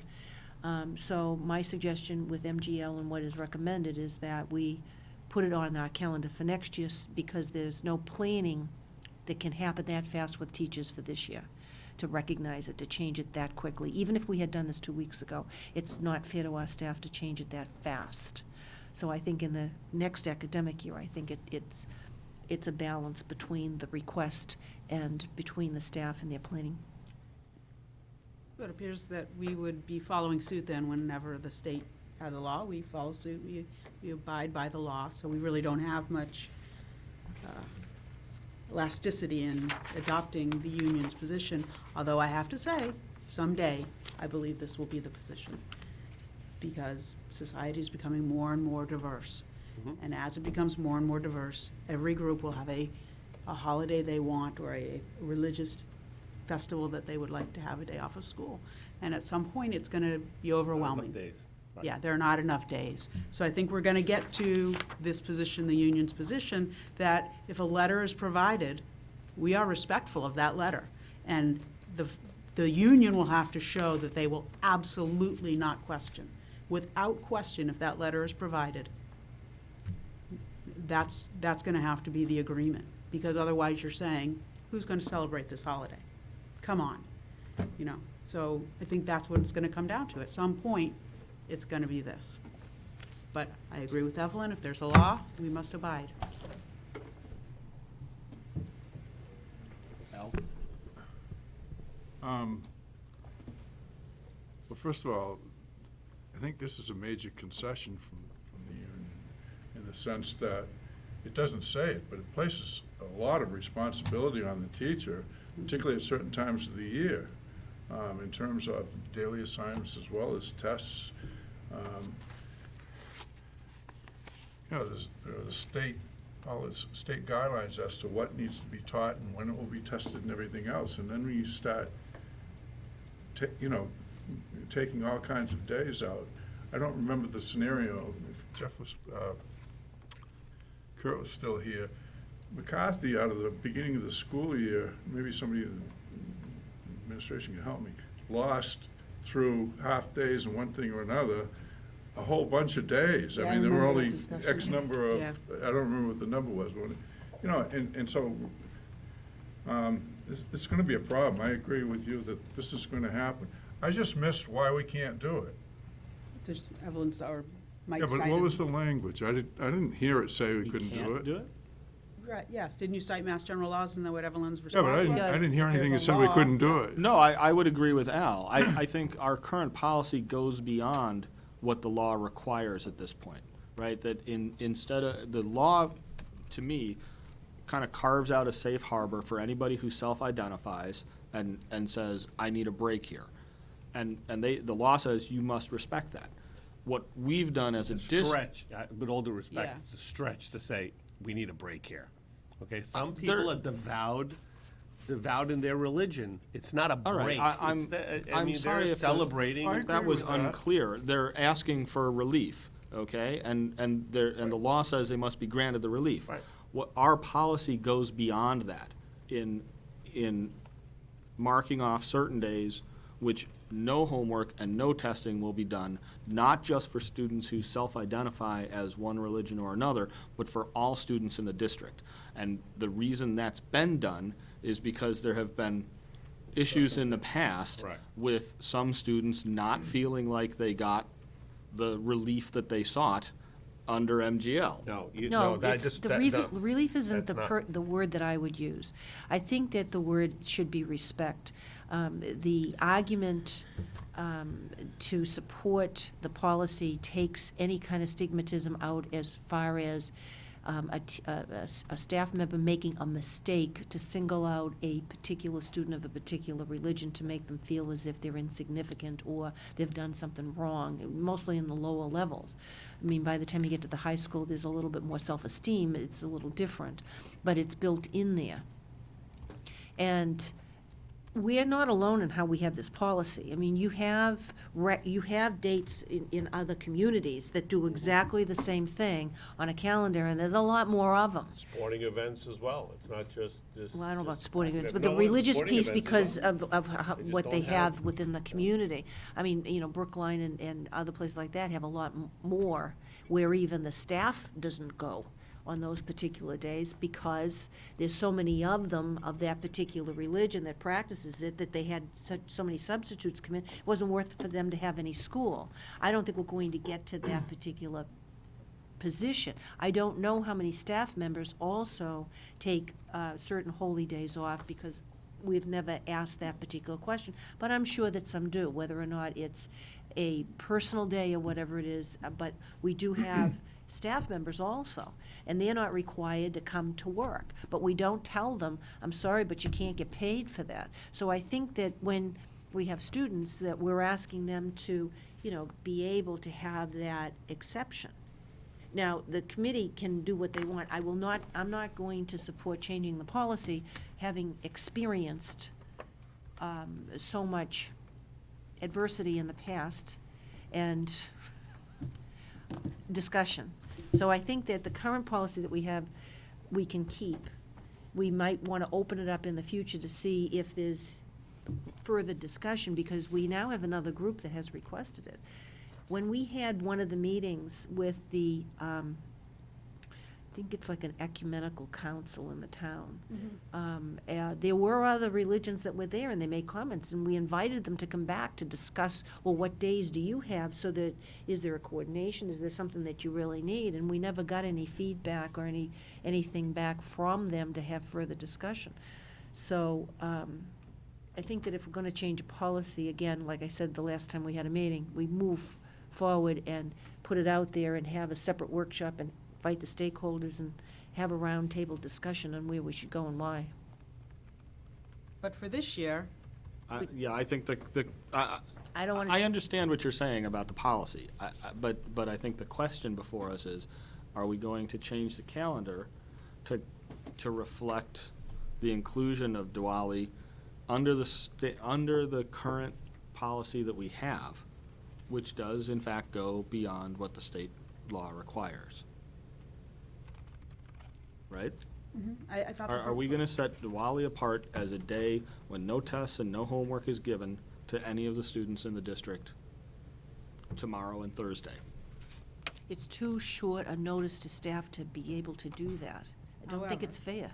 If a student brings a note and says, That's correct. from the parents, says, we will be celebrating for the next 2 days, even after the absence, I would think that would be acceptable, given the short term. Well, that's acceptable at any point as well. I mean, if a child's out ill, Right. the child's out for whatever reason, the parent, writes a note and explains it. It's an excused absence, and the child would have the opportunity, to make up their work in any occasion. So I think we're getting to that eventually. I think we have it, it's in existence, we just have more of it. So we'll get there. I'm patient. Al, Nick, thoughts on this? You have my opinion. We're talking about tomorrow. We are talking about the 22nd and 23rd are the requested days. I guess my feeling would be that in an attempt to be sympathetic to the request, that we ask teachers to do what the policy asks. I don't know that we need to even do anything about dates, putting it on the calendar. I mean, that's meaningless.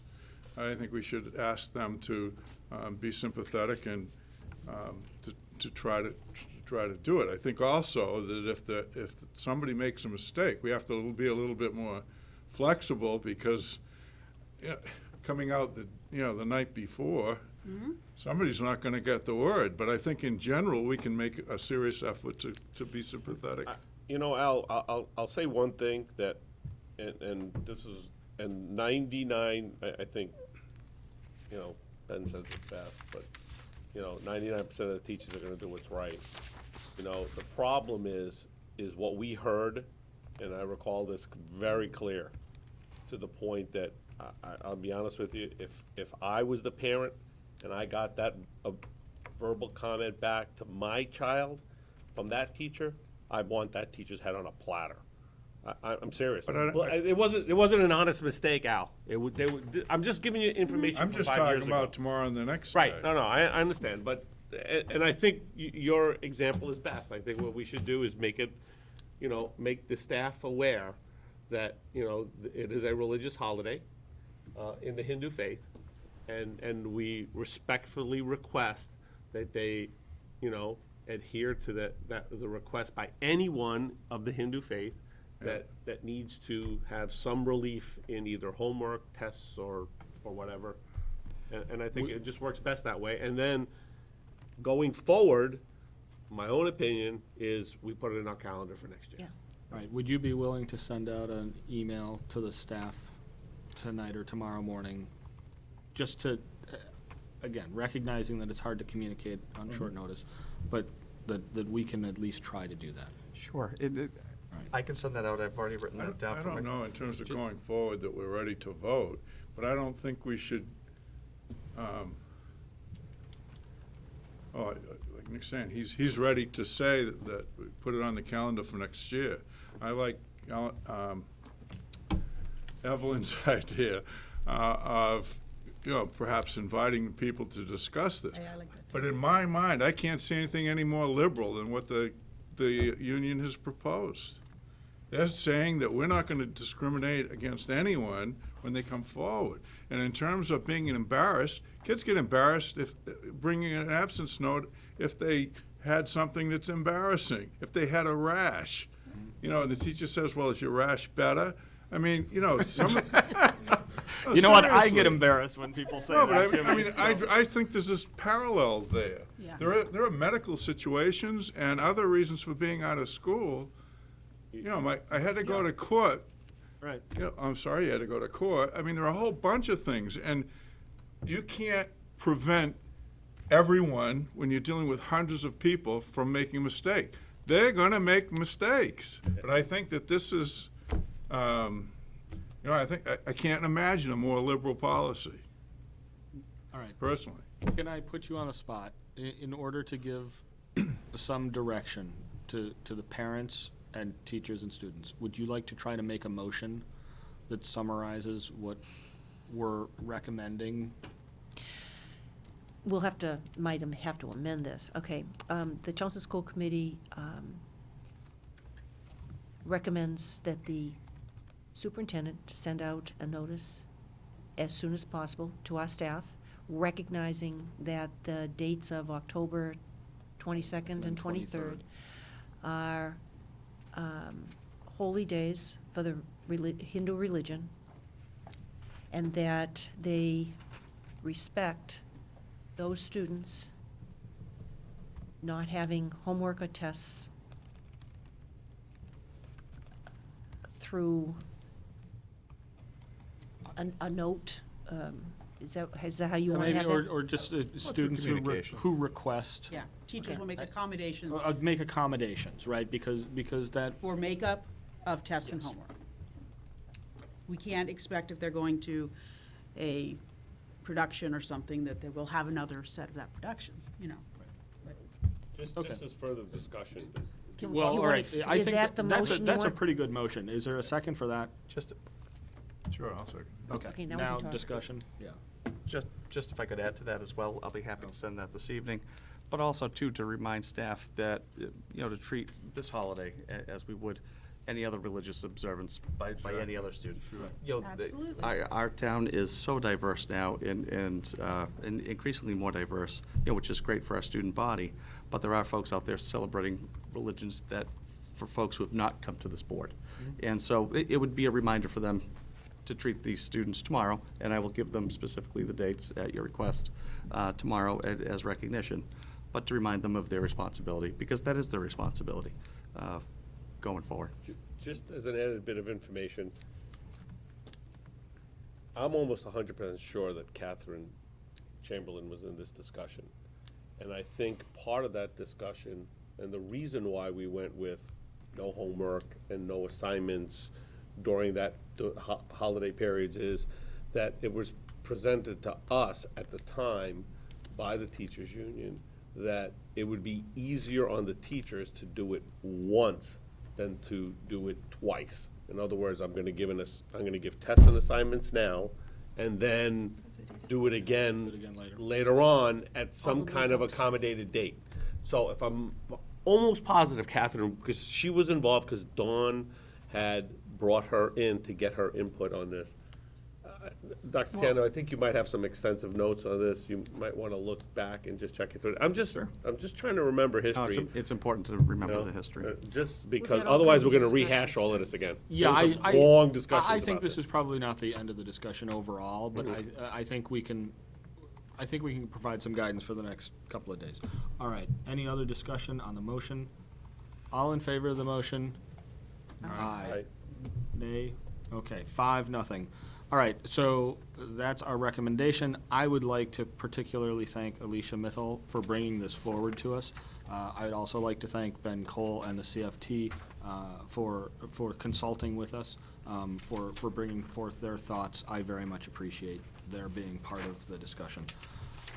Okay, we have another calendar in front of you as well, which is a rough draft of the 2015-2016 calendar. This is, as you'll recall, the time of year that we've been asked to try to set the calendar for the subsequent school year. So, Dr. Tiano, you want to walk us through the proposed 2015-2016? Sure. This is just a rough skeleton, folks. I'd asked Debbie to write you a note just to highlight one particular issue. Linda and I have not gone through to put tentative dates and so forth for release days for professional days and so forth. I think we've looked at the state for the last couple of years in terms of arriving here. Labor Day is on September 7th, which is late for us.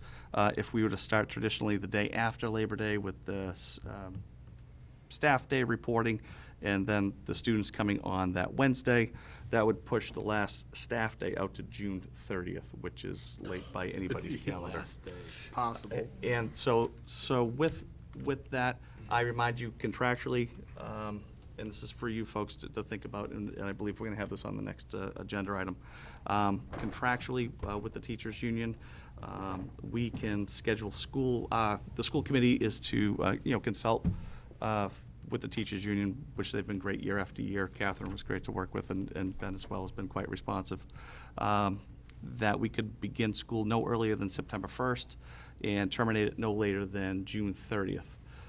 What we've done several years ago, when Labor Day was late, we did start it the week before. Conceivably, without, this committee could vote to begin school on Tuesday, September 1st. And should we wish to move backwards into August, for example, for the teacher day, that is something that would have to be bargained, with the CFT. So that's just framing that piece, and I think for Linda and I to go through with professional days would hinder on that week. So we'd like to start there with you folks. All right, thoughts on this?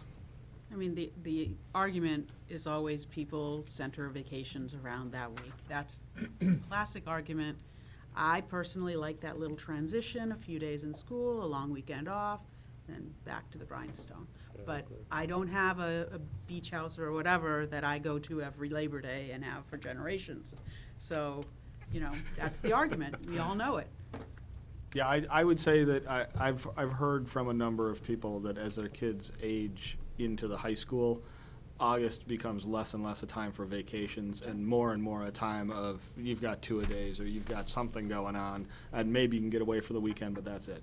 That said, I recognize that there are a lot of people who go away to the family beach house, and that's a wonderful weekend to be away. So, If you like traffic. most years, I am a strong proponent of not starting until after Labor Day, but I have real reservations about setting ourselves up for the last day of school, for the last day of work on June 30th. All my friends down south just laugh at us. I know.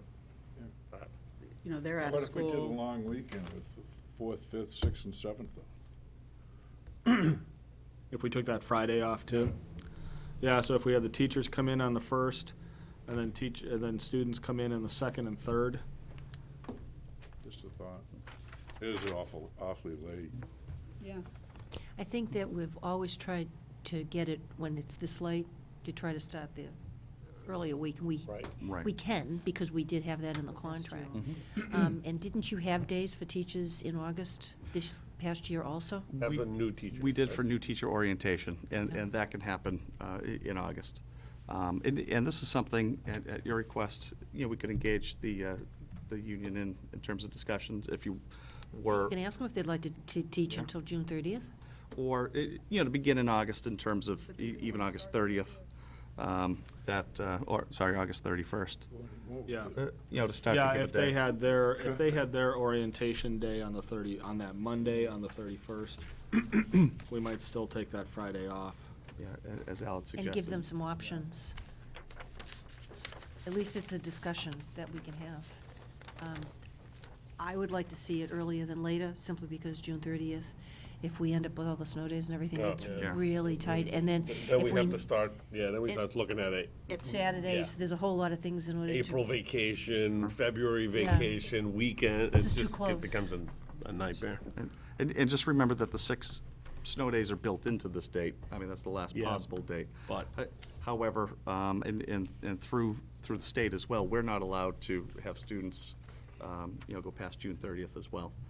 And then when you look at what Anne Marie's staff does and our custodial staff does over the summer, that really shrinks our summer in terms of getting our schools prepared.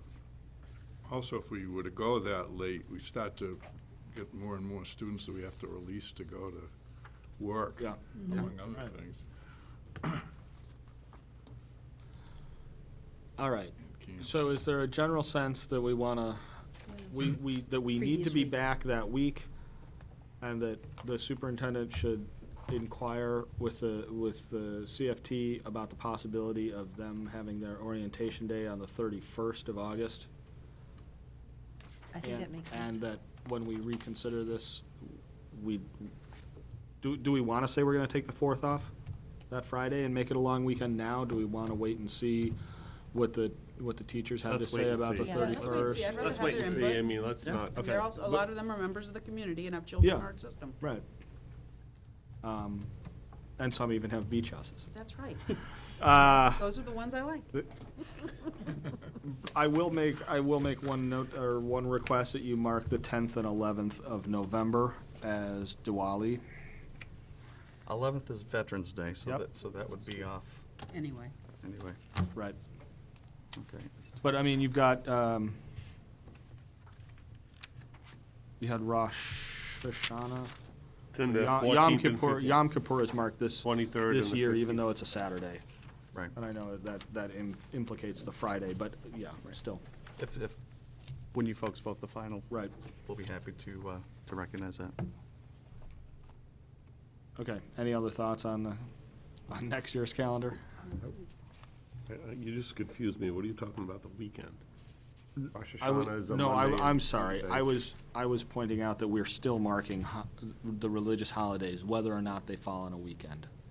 Oh, yeah. Right. But So even they though don't- that the but they don't in 11th this next, case. even though that, well, the 11th Is a holiday. in 2015 is a holiday, but we'll mark it anyway, just so that we don't lose sight of it. Okay. Thank you for your attention there. Okay. Next up is a financial update. And I once again, I'm gonna set the table just a little bit, and then I will turn people loose. At this point, we have 3 financial years to consider, okay? We have work that needs to be done on FY14, on FY15, and it is my opinion that the planning for FY16 needs to begin tonight. So, that said, I'm going to ask Dr. Tiano to provide an update, and then we'll try to talk about these things in an orderly manner. It's been a good opportunity, I believe, for this committee, myself, and the town at large, to be having the number of public meetings that we've been having, regarding tri-boards, FinCom, school committee meetings, and so forth. As I've been asked, making sure that an investigation is happening here in our administrative offices. The amount of time, hours, support from our office staff, our special education staff, the town accountant, town treasurer, our friends at the Valley Collaborative have been quite appreciated in working on doing an exhaustive look into why we're where we are financially. As I'd shared at our last tri-board, we've hired a consultant to come into the business office on a short-term basis to keep our operations moving. Gentleman's name is Frank Antonelli. He's a retired business manager, most recently from Bill Ricca, well-respected across the entire Commonwealth. And so he will be looking at systems that are in place while keeping the operation moving forward. John Sullivan started with us yesterday. Mr. Sullivan is a CPA and a forensic auditor from the firm of Melanson Heath. He and his partner Melissa have turned around an incredible amount of work in 2 days. He met with the administrative staff this afternoon to go through, currently looking at 4 fiscal years, looking at 12, 13, 14, and 15. With the goal twofold right now, looking forward toward 15 and looking at the impact and where we are in the impact that our FY15 invoices had on the FY15 budget, so we could ascertain where we are in terms of our budget for this year. And that's first and foremost, so that we can inform the committee, and the committee has discussions and decisions to make relative to the change that the town meeting voted on in terms of having the second night of fall town meeting on November 17th. So in terms of strategy for this committee as well as administration, this work is paramount. I'm quite impressed with not only his skill and his ability to communicate that to us, but the speed and depth in which they're able to work in a short period of time. This is what he does for a living, and it's been a very positive experience so far. as well as looking forward for FY15. Obviously, we're looking at, for 15, which will benefit us as a jumping off point for 16, obviously. But just as important, looking back at FY14 to see how we got ourselves into this particular situation. And right now, looking at general fund trends starting in 12 through the current fiscal year, so that we can put measures in place so we never find ourselves in this position again. As I'd shared previously, we would look to, both Mike and I reached out to the MASBO organization for a managerial audit. We have, as I shared with the executive director, we're going to hold off on that for a couple of weeks.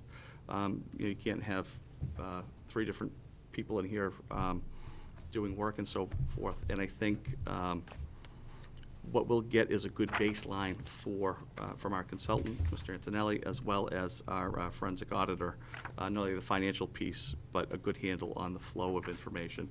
And that way, should this committee vote to invite another firm in or another individual from MASBO, say, then they'll have a rock-solid foundation in which to look at our organization.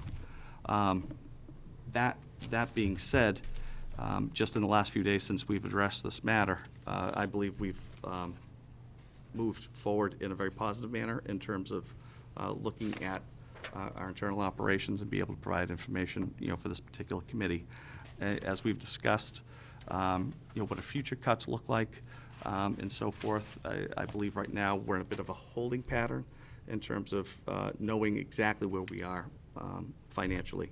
As you folks have discussed in terms of full-day kindergarten, that question gets asked of me frequently, and I believe it does of you as well, in terms of monies that we have in our school choice account, and how that plays into solving our problem in relation to full-day kindergarten going forward next year. I believe we need to really have a firm handle on exactly what the numbers are prior to making decisions on that. So it's a layered approach, and we have folks working diligently right now, including our own administrative staff, to be able to provide you that platform in which you can make decisions. Thank you. Comments, questions? Yeah, real quick. Yeah.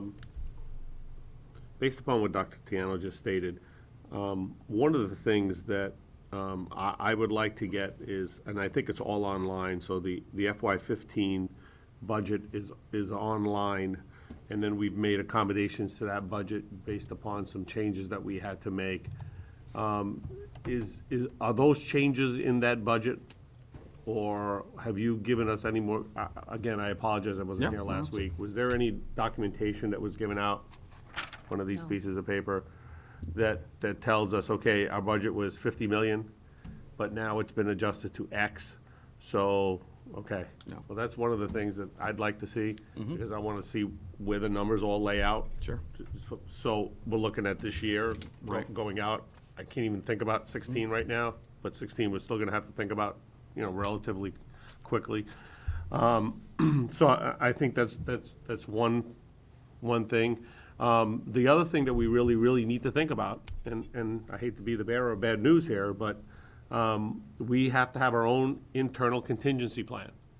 If the town meeting reps decide that they do not want to support, assisting the school district, what are our plans? I mean, and those plans could be as simple as, well, okay, we're going to have to take our school choice account and use it. And that might mean that we might have to put off full-day kindergarten for a year. That might have to happen. All right. I just want to draw a distinction. We cannot use the school choice revolving account to pay the unpaid FY14 bills. That is now FY15 money. Because even though it was collected in FY14, it's considered an FY15 the year has changed, account. and now it's an FY15 account. Okay. Now, that said, I think it's inevitable that we're going to draw down the school choice account. The critical question is, how much do we need to draw it down? Well, I think we need to draw it down so we can run. We need to draw down enough to district. make things run. We have to make we have to keep the services that we have. And Yeah, in terms of FY14, let me go through a couple of things. I just want to get a couple of dates out there. Dr. Tiano already mentioned that the 17th is a special town meeting that's going to be asked to deal with the unpaid bills that we have from FY14. Before that, November 3rd is a tri-board meeting in order to review the preliminary report from the forensic accountant. Okay, so that, I believe, that's going to be the first time we're going to see those numbers, I believe, because frankly, that's not very far away. So he's going to be busting to get there. So we don't have a number that we could say is the amount of unpaid bills. Right. I've heard a lot of numbers floated, but 114 is the one number that seems to be floated with respect to 114K. Yep. With respect to unpaid bills from 2014. Is that correct? Yes, and Okay. until he goes through every single receipt, Mhm. we're not going to know. Okay. You know, if you think about it, I'd be real surprised if it goes down. Oh, yeah. Might go up a little bit, but again, we've had this discussion before. On the other side of these unpaid bills, there's a creditor somewhere, and we're not hearing big screaming from somebody. So my hope is that 114 is going to be close to right. The reason why there's no screaming out there, to be honest with you, being in industry right now, people are talking net 120. Okay, so people are not paying in 30 days, so. Oh, okay, so you're people are saying willing to if say this they could was be sitting something, there going, if "I'll this just ca- wait if 90 there was something days, that I'll-" came in June, we wouldn't hear about it yet? Well, I Yeah, guess very, that's very possible that I you're not guess gonna that's a hear good about it. point. Well, that's, and again, this is why we're having a forensic accountant go through, and we will know by November 3rd, okay? So, and then at that point, I think we have to have a rapid discussion about. Very rapid. About the plans for FY15, okay? And I think, as Dr. Tiano's already indicated, the critical question there is the viability of full-day kindergarten. Well, we have a meeting scheduled for the next evening. Yep. After Right, that meeting, November so 4th. maybe that's what when you go to do an agenda, depending upon what you think you might be hearing at that point, you may have some indications, then you may want to devote a lot more time to that discussion on an agenda on the Tuesday evening. I think beyond that, there are also meetings on November 18th and December 2nd. I think we need to have a decision on full-day kindergarten no later than December 2nd. That means a vote of the committee. The I think 18th that if you- The 18th is pushing it a little bit, but If we have all the information, if You we can make have. as soon as possible. Right, we can make it that night. Should be no If reason we why know, can't make if the we decision. know that the magnitude of the impact is great enough to draw that down, a significant number, okay? We know it's not gonna work for the next year. So we're going to know how much impact we're going to have to our budget, FY15, you're telling me, on the 3rd of November. That means that on the 4th of November. wait, on the 3rd of November, we are going to have a preliminary report and I expect that to focus mostly on getting a solid number on FY14. Yes. Okay? We're not going to know until special town meeting on the 17th. True. How that's all been resolved. So the very first time I would expect that we could make a decision will be the 18th. And I think it might be better to do it on the 2nd. We'll see. We may want to have some public input on the 18th. Here's my concern. If we come in and we find out we have to take $500,000 out of the school choice account, it's an easy decision, right? We're going to have to put off full day K. If we come in and find out we only have to take $150,000 out, you know what? That's an easy decision too, because that's consistent with the current plan to do full day K. The trouble area is if we have to take out 250, 300. Then what do we do? Because that revolving account is going to be drawn down for the next couple of years. It won't bottom for at least, I think it bottoms in the 3rd year out. And then it starts coming back But up. doesn't bottom out completely. No, it doesn't. It bottoms out right now at about 180,000. That's what I'm saying. So That's your number. anything less than 180 is fine. Yeah, well, what if it's 200? Do you think we can make up that 20,000 in over 2 years? I think there's some other factors We're- here that we're not this is- taking into This is the problem. consideration. We'll see what the number is. Once we know what the number is, then we can have a better discussion about what the implications for There's full-day more to it than that. We have a special education budget because some of my questions resolved around that. Are we reducing services if we're way out there? So we need to have information on the special education. There were 2 line items that we had in FY14 that were overspent. Actually, 3.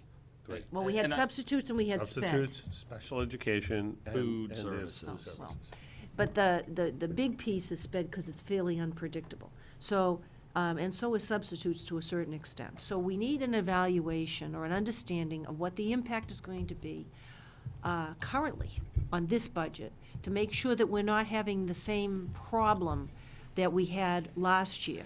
So we have to have a handle on the services that we provide. And you ought to be able to project it out. We know where everybody goes, we know what their billing process is, we should know by now.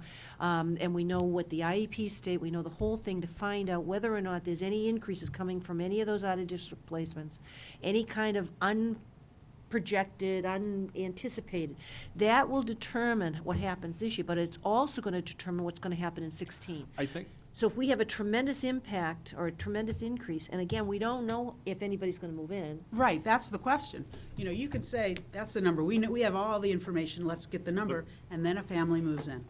And it blows And that's the number. problem that happened last year. Right, Okay? the It was a- numbers it was a- alone. Part of it was a Exactly. huge number. Yes. That because of, and we can't predict that, but you also can't budget that. Right.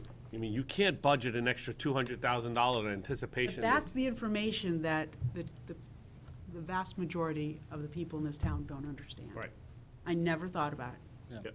Well, then we need to find a way to talk about that. Yeah. And if we are And we going. need to, wait a minute, but we need to be very careful how detailed we get into that. Protect Well, we because can't get People's- in terms we of the can't- confidentiality exactly, aspect of it. Exactly. Oh, well, we can't talk about individual kids, but we can certainly talk about whether the budgeted services are being maintained within their budgeted lines. Because if they're not, we have to investigate why. And this is where the discussion becomes an FY16 one. I have to say, it's going to be, starting November 18th or December 2nd, it is going to be very difficult to make cuts in FY15. Right? If we decide that food services is a problem, we can't do anything about it in December for FY15. That can't be acted on until FY16. Substitutes, we you need can to be making, increase if we're cost going of to make lunches. cuts, we need to be making them now to derive the full benefit of them. The longer we go without making those cuts, the less of a benefit we derive. Same with,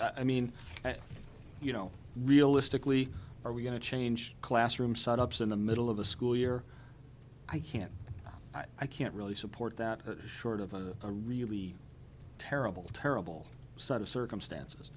I mean, I think instead of that, we're going to have to draw down the school choice fund. One of the things when we had this discussion prior to the crisis that we became aware of, it was a discussion that the circuit breaker was supposed to, some of it was supposed to be used like a stabilization fund to hedge against the out-of-district placements that we might have moving in.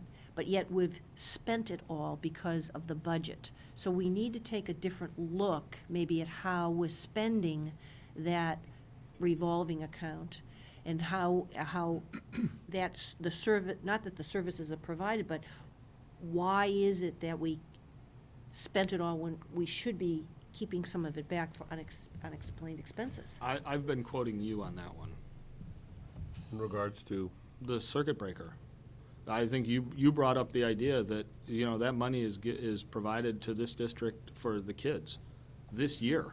And who are we to say, well, I'm not we're not gonna going to spend it on the spend it kids. on you because maybe we'll need it down the road. It's for the kids. No, That's I what it's understand for. that, but that's not what I'm saying. I understand what you're saying Well, either you about spend that. it all every year or you don't. I mean, I can understand if you're gonna save a little bit of money and you're gonna use it directly on special education the following year, that's okay. But we can't even begin to consider cutting services because we want to put a little stash away. That's not what I said. I mean, I was stating that that's what was discussed. And the question is, why is it maybe other communities can do that, but we can't? Maybe There's no- because they're shorting their kids. Right, I well, mean, that's what I'm asking. I'm asking how How is it that, because every argument that comes back to me from people outside the system is like, well, all these other communities don't seem to be having the same difficulty. My answer is they get more Chapter 70 than we do, so they can offset whatever their expenditures are because they're getting more money. But that's a whole other issue. Let's boil it down to an evaluation and understanding of exactly what special education is and where it's headed so that we don't have unforeseen impact. I'm not suggesting, I didn't say that we're going to cut services. However, I would like to know if any are being cut as a result of the current budget, or things are not being put in place that kids need because we don't have the money to provide for it. That's a different question. Yeah, I'm I not agree. saying that we're gonna cut it. That's So, nowhere near what I was saying. So I think you made the suggestion to me some time ago that it might be helpful to have Brad Brooks do an right. overview for us of kind of just where that whole department goes. As a $16 million department, it might need a little bit more attention than we've been giving it recently. Well, we've put a lot of attention on it. We've gone out. We have Aramark come through more often than Mr. True. Brooks I does. agree. No, I agree. And yeah, maybe we can watch it a little bit closer from that perspective, and I have no problem with that. But one of the things that I just want to put out there for everyone, okay, for the individuals, the school committee members that were not here, okay, the intention of the school choice was to assist us, okay, in situations that might occur when it comes to financial shortfalls. That was the objective. The reason why we have a difficult situation today is because, and it's not a bad thing, we decided in the last 6 to 8 months that we were going to take a chunk of that money to put a plan together to get full-day kindergarten. Very admirable plan. I support it 100%. I did then, and I do now. But we might have to take a step back. I hate to say it, and say, you know something? We got to take care of business today. That means we have to forego full-day kindergarten for a year. Believe me, I don't want that to happen, but we got to pay the bills, we got to take care of business, and we don't want to short our kids, okay? Our objective is not to reduce services because that's just not going to help us. Because once we get behind the 8 ball, we're going to be chasing it forever. So that's one of the things that when I said earlier that we might have to make some hard decisions early, and might want to start putting in the back of our minds that might be one of the decisions we have to make. It's a hard nut to swallow. Believe me, it is for me, because I was dead set on making that happen. But with this occurring, we have to be big boys and girls and make some tough decisions here and say, you know something? Maybe we can't do it this year. Maybe we have to put it off a year. Keep it in our plan, keep it on the horizon. But because of this unexpected situation, we might have to do that. That was the whole purpose. I remember, I can see it now. Kathy Duffett sitting in that chair going, this is why we should do this. That's why we should select school choice, because of situations like this. And we were lucky in the last 3 years, we have not touched that line item. We were lucky. So, we have a big chunk. What if we were using it all along and the only thing that was in there was $50K? We wouldn't even be having this discussion. I think you're right, that it has to be, putting off full-day kindergarten has to be on the table. Yep. I'll also say, I think making any judgment about it at this point, before we have the numbers. I'm not, but let's is just be premature. prepared and get our mind set on that it might have to happen. And keep in mind the parents who have to make that decision. Yeah, I know. You want to tell that. That's why we have to Well, make it that's why before the we're first going to Friday. have to make it fast. Exactly. Al, thoughts? Well, it sounds like the 17th is the key date. If I hear things correctly, we won't be taking any major votes before there in terms of financial matters, which is great, because I'm not going to be here. Well, we don't have the numbers anyway. We can't make a I decision know. on something. Right. So I'm just kind of summarizing. So, to just wrap up, when we get there, we'll know what we have to deal with, and the kinds of things that Nick and Evelyn have been talking about have to be on the table, like you just said. So I still would like to get, I know I got the FY15 budget online. I still would like to see an update to that based upon your changes that you've made already. Just my own edification. So I I like to keep my, Yep. I keep all the papers, so. I have a couple other action items. I was just, for point of clarification, on the 17th is a special town meeting for town meeting to vote on whether or not to pay our FY15 unpaid bills. FY14. FY14 also is the second night of town meeting. That's right. And that's a conversation for this committee to, whether a request to be made to access funds of any kind in terms of, and that was the purpose of the town manager proposing that at the tri-board in terms of giving us 4 weeks to figure out. Yeah, if we need to adjust the budget. What that number, what that Well, number even is. if we don't want to adjust the budget, I think we have to have a conversation between then and now. Are we willing to ask for some of free cash to help us beyond the FY14 unpaid bills? If we have a $530,000 deficit for FY15, does this committee want to ask for free cash to help solve that deficit? I think that we have to identify first what the impact is in terms of the number. I think that the second thing that we need to do is to make sure that the numbers that we have for our FY15 budget are current, and we know what the impact will be in the areas that we had the problem last year. This does not negate other things that we need to talk about as far as FY14, some of which, legally we can't talk about, but those are things that that we have to address. So, right now, we're just talking about the budget and the numbers. We're not talking about other types of things that I know that people are asking all kinds of questions about. So that's what we need to do. If we think we might have to adjust the budget with free cash, we have to be extremely clear as to exactly what that is going to cover. Is it shortfalls because we're overspent in special education for FY15? Okay, it certainly isn't because we want to raise salaries, that's for sure. So I think that we have to identify where that money is going, very specifically on our line items. And adjust the line item if the bottom line has to be adjusted. Because one of the things that I requested, and you were gonna go through an action, I wanted to know in terms of the line items of how things were adjusted on FY14. We also need to know what the line items are currently on FY15 with regard to special education and the substitutes and the food services. If those are the areas where we had difficulties last year, I wanna know where we are this year. But I still need the analysis from last year to see how everything got moved around. Well, we won't have, again, and that's what we're waiting on the forensic accountant to tell us. Right, but if we had to, again, just to repeat it again, just in case I wasn't clear, if we wanted to go for any additional increases to our budget, first of all, it's one-time money, because free cash is one-time money, it's an adjustment for 1 year. So that would only be if we wanted to change our line item. They can't vote on our line items. Yeah. But we would be adjusting the line item of special education and/or substitutes and/or whatever it was, so that they can see in our line item budget exactly where that money's gonna go. And it's not going to the bottom line, and then we can figure out what we're gonna do later. We need to be very specific with them and very clear.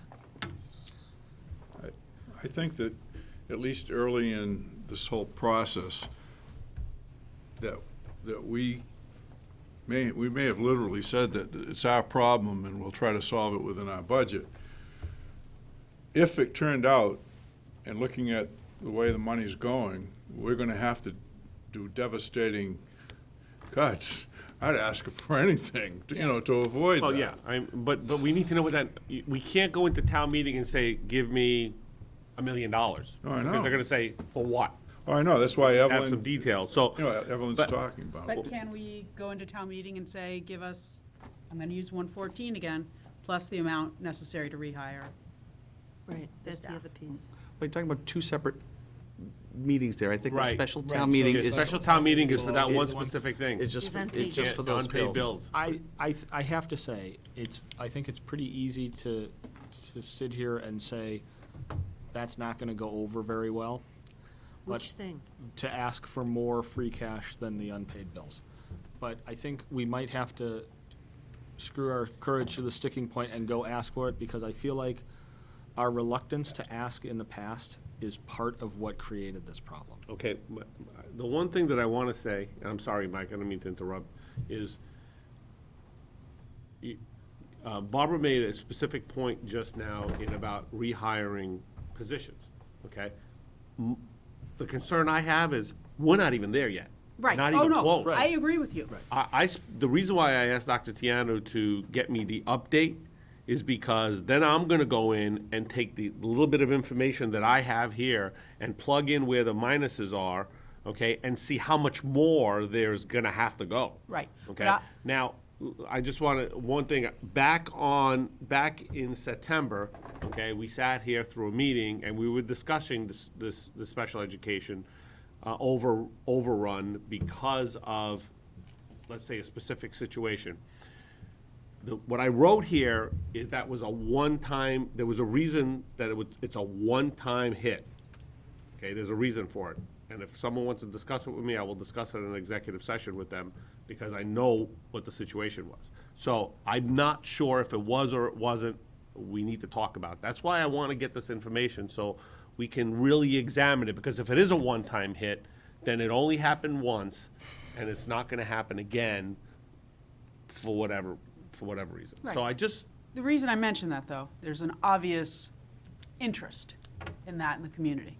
That's why this room was packed last week. yeah, So we need to at least let them know we're working on that, Okay. that's a possibility perhaps, but only after. right. But I think that's after the fact. I don't think you can even ask for that at the town meeting. We could ask for it at the Spring town at the regular town, the regular part of regular the town session. meeting of November Oh, not the 17th. special part of the town meeting. No, Not the special is only special. The unpaid special bills. is only to deal with That's one unpaid item. bills. Yes. But Then you after go back that, to the there is regular a, second item. it's the first of the warrant articles, I believe, number 4, was it, to adjust the town budget. And the town needs to, the town needs to adjust their side of it a little bit right now. But there's nothing that keeps, the scope of that article is broad enough that you could also adjust the school part of the budget and add that specific amount of money. Now, once again, they can't tell us that it has to be spent on something. They can't But do I that. mean, there's credibility issues. We can't take the money and buy lollipops for people with it. I mean, Well, that was the next point earlier, in terms of the number. And I'm quite confident after the meeting that I had today, in terms of the level of detail from every line item to what's been appropriated, to what's been encumbered, to what's already been spent, and developing lines of what's definitely needed to finish off the Right. year in that particular line. And then, if so, is there anything left over, or is there a shortage? And when I tell you line by line, and the manner in which it's developed is, I think you'll be pleased, at least with the organization of it, not necessarily the actual numbers. But it's been a very, It's easy, trust me, it's easier now than what it was 6 years ago. that's, A lot easier now.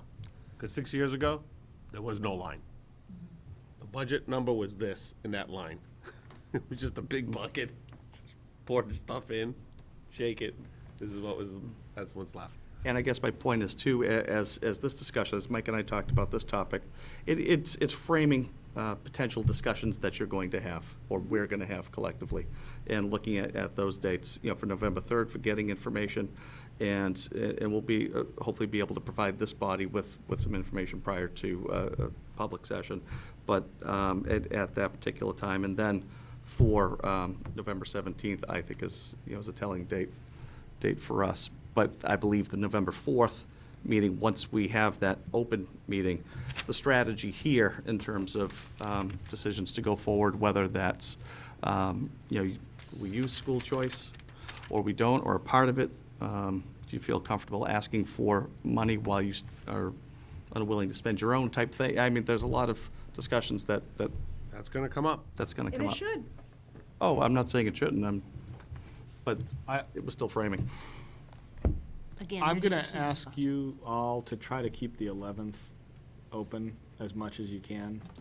In fact, that whole week, because the 4th is our only meeting before the 17th right now.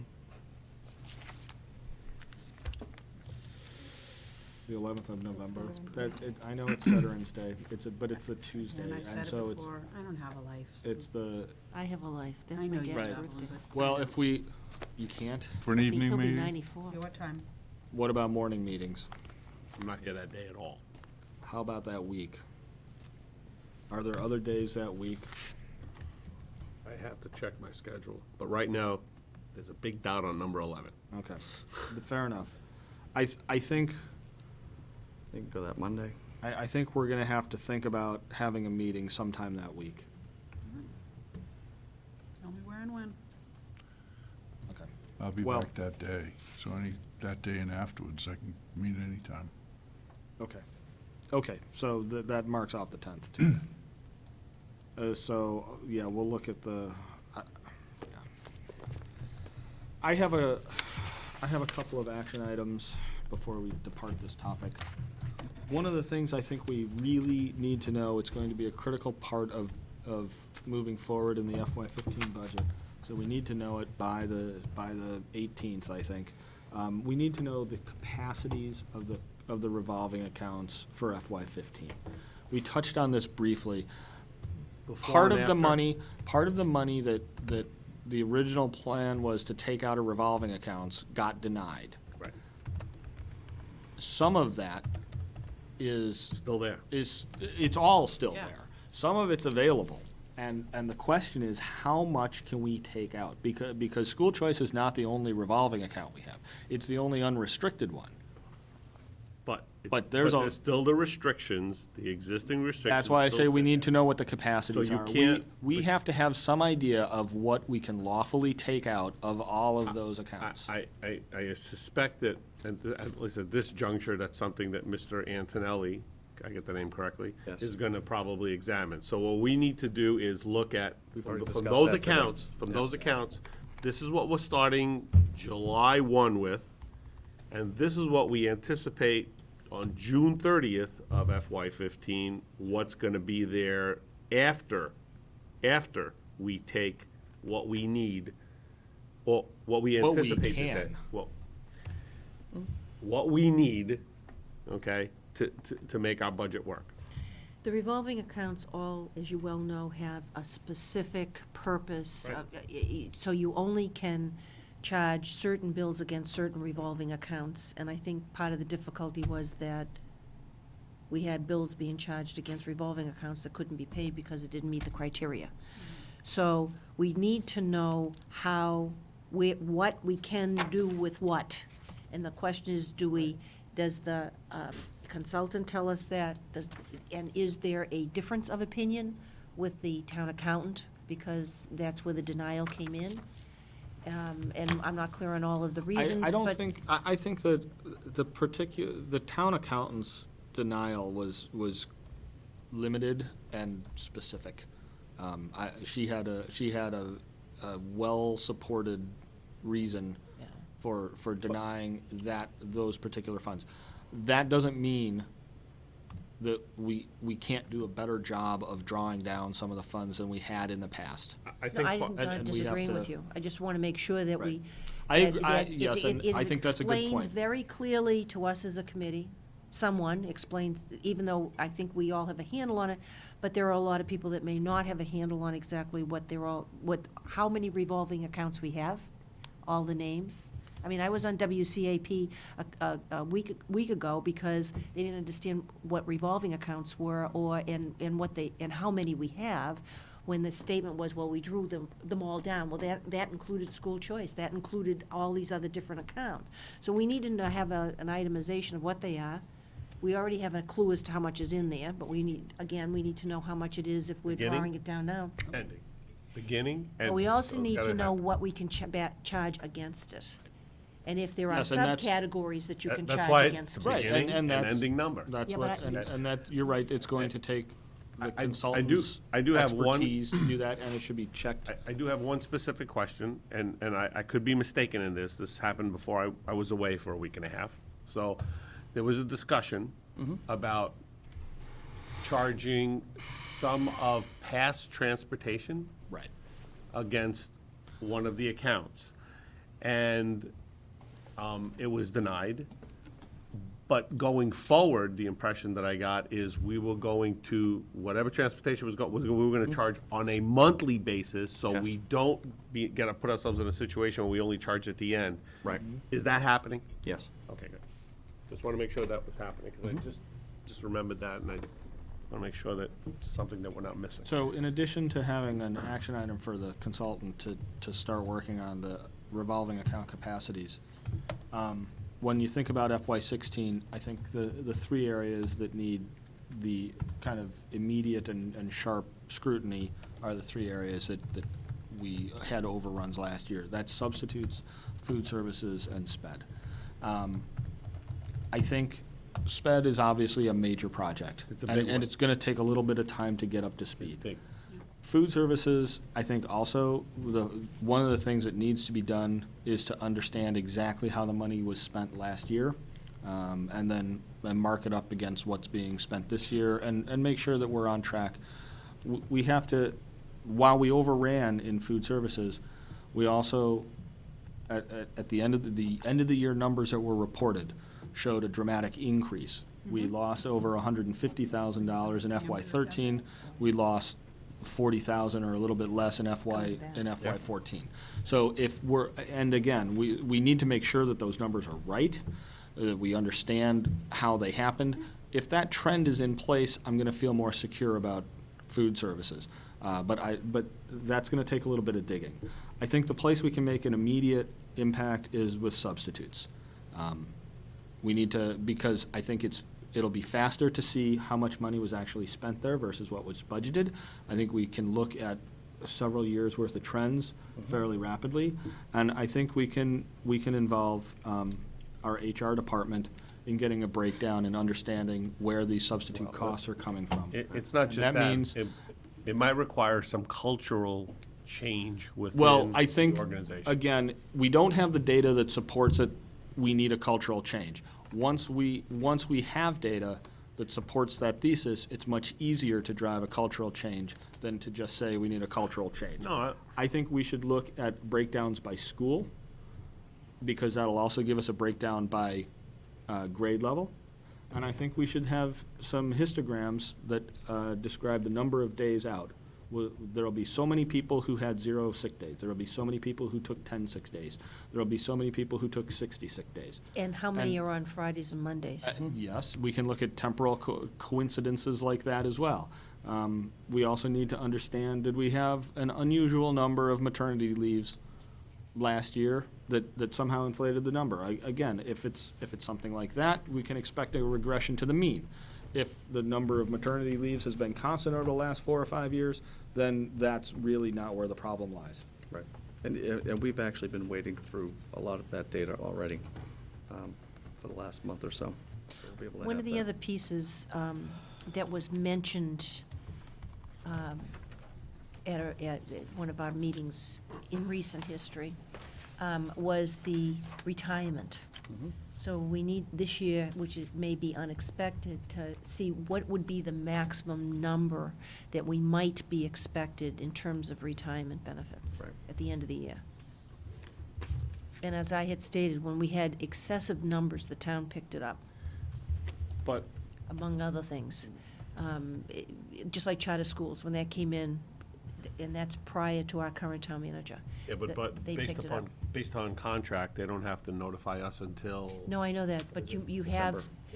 Yeah, so. you may have some indications, not that they've said anything, but in terms of age, and you have the demographics, so, and years service, so you don't know. People coming up on a 10 or a 20, or, you know, the way that the contract works, so we need to know that. If there's a plan developed to reduce the number of subs by the way that we schedule kids' coverage, I'd like to hear it. Yep, and also a projection of, again, that's why we need to have some sense of, are we seeing a lot of absences at the high school? Are we seeing more at the elementary schools? That has implications for any plan that's developed to kind of address that sort of thing and the expected benefits of such a plan. Now, we know at the high school there'd be a lot more absences because there's a lot more teachers, so maybe there's some way in dealing with a percentage or something or other so that we're comparing all the schools the same, because numbers can be deceptive. It may take more than one pass Yeah, through the data, but I think we should be able to get something fairly quickly there. We have been doing that, and we actually had draft plans, but like with most other areas, we wanted to make sure we trusted our numbers. Yeah, So we've gone back and made sure that our accounting of all of our absences is accurate, which I believe it is.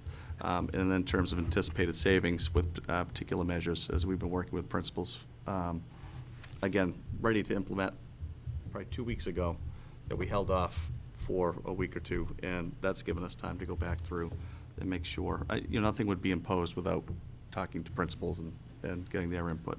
Right. One of the things I suspect, having gone through implementing statistical process controls in a couple of manufacturing operations, what ends up happening is when you collect tons of data, people have to go through that data. And when the people go through that data, in this case, teachers and administrators, The teachers they're know gonna something pull about that at this substitutes point. in to do that. So an unknown cost when you say, oh, we're gonna do all this great stuff and collect all this data, the unknown cost is all the substitutes you're gonna need to put in the classroom because all these teachers are out of their classes looking at this data. Again, So I think that's- a good breakdown should help us quantify that cost. Right. And it shouldn't be unknown much longer. Well, right. We have to get a handle on it. You had mentioned something I'd like to pursue just a little bit, and that had to do with bringing Brad Brooks in for special education and separating it out into topics so that he wouldn't just come and do a huge, long presentation about special education.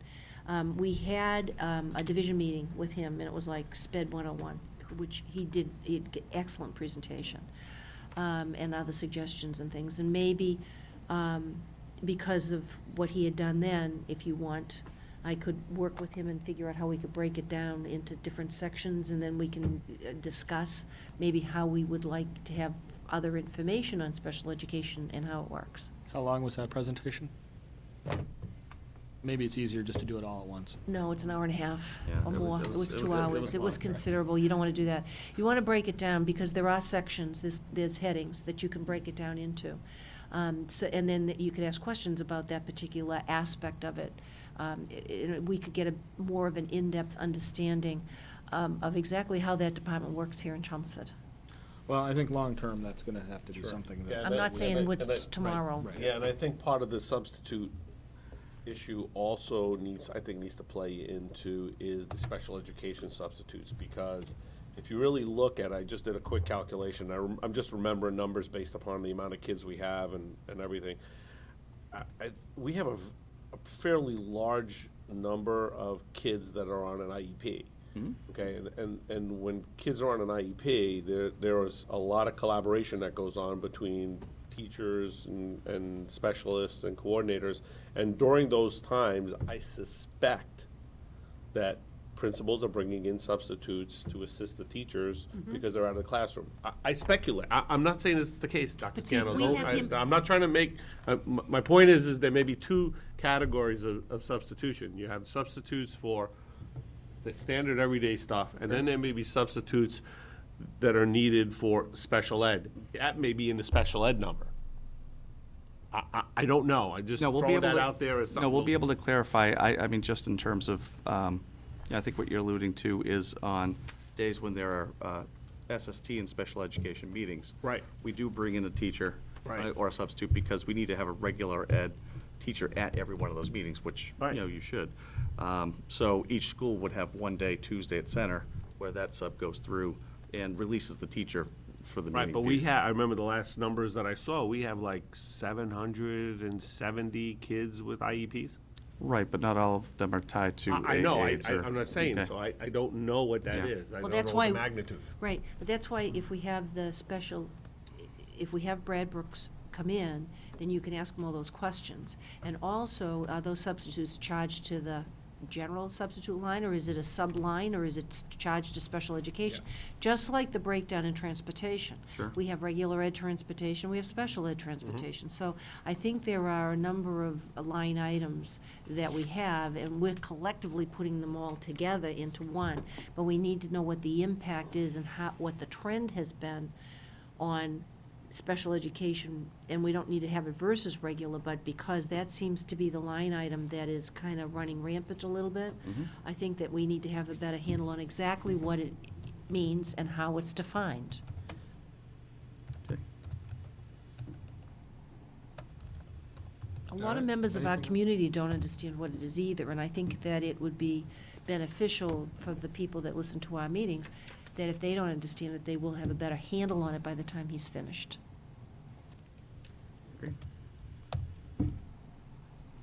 Okay. Next up, MASC resolutions. If we don't get on this pretty soon, Evelyn's gonna be free to do whatever she wants down there at the General Assembly. Go right ahead. Maybe we can do it as a package by asking if there are any that people are opposed to. Because if there aren't any that are opposed, we Well, can just that's do not it a all at bad, once. that's not a bad idea. Well, Anne Marie has the resolutions because they sent them to her electronically, and I can. Some people have taken the time to read up. Yeah. It's if anybody wants amendments or they want any changes. The first, I don't know if she has them, so that, yeah, you can get them. I think in the packet that I sent her, they're not in the same order that's in the book. Because we had a division meeting last week on this, and it didn't come up exactly the same. Do you want to just read through the titles then, in order? Well, I'm going to do it in order of what she has, I see. because that way it's going to be simpler. So the first one that she is going to come up with is in your book, will be Resolution 6. And that's the one we sponsored, and that was unfunded mandates and new testing. And that basically dealt with the fact that the cost of implementing a new park system and revising the curriculum to meet Common Core standards will be expensive and represent an unfunded mandate. Many believe the state-imposed regulations, advisories, standards, and directives represent the imposition of unfunded mandates upon cities, towns, and regional school districts. And at present, there's more than 106 mandates. So, What it does is it says they want to revisit the mandates already imposed on districts with a view to reduce interference with classroom instruction, thus allowing educators to do their work. I move we approve them all. Second. all right, we have a motion to approve them all. And we have a second. Is there discussion? I'm not prepared to vote on it. Okay. Are you uncomfortable with a broad instruction like that? No. That one I have no problem. I mean, I think we shouldn't have a problem with only- it since we sponsored it. Yep. Right. Um, The only thing that concerns me, which I did not vote for at the Board of Directors, and that is the reinstitution of earmarks. Okay. Of can- what? That's resolution number 5, the reinstitution of Will earmarks. you take a friendly amendment to approve all except that Anything one? to speed it up. All right. Any discussion? We're on the same page, yeah. All in favor? Aye. Okay, aye. Abstain? Nay? What? No, did you make an amendment? Yeah, he did, he's gonna take out 5. To remove Right, number take 5. 5. Are you voting yay? No, I'm in favor, that's fine. Okay. Fine. Do you want to, okay, maybe we can spend a couple of minutes on number 5. All right. Just want a brief discussion of it, because earmarks were taken away in terms of federal funds. And so the concern is you will allow, when I don't go to Washington and do lobbying, but there's quite a few people that do.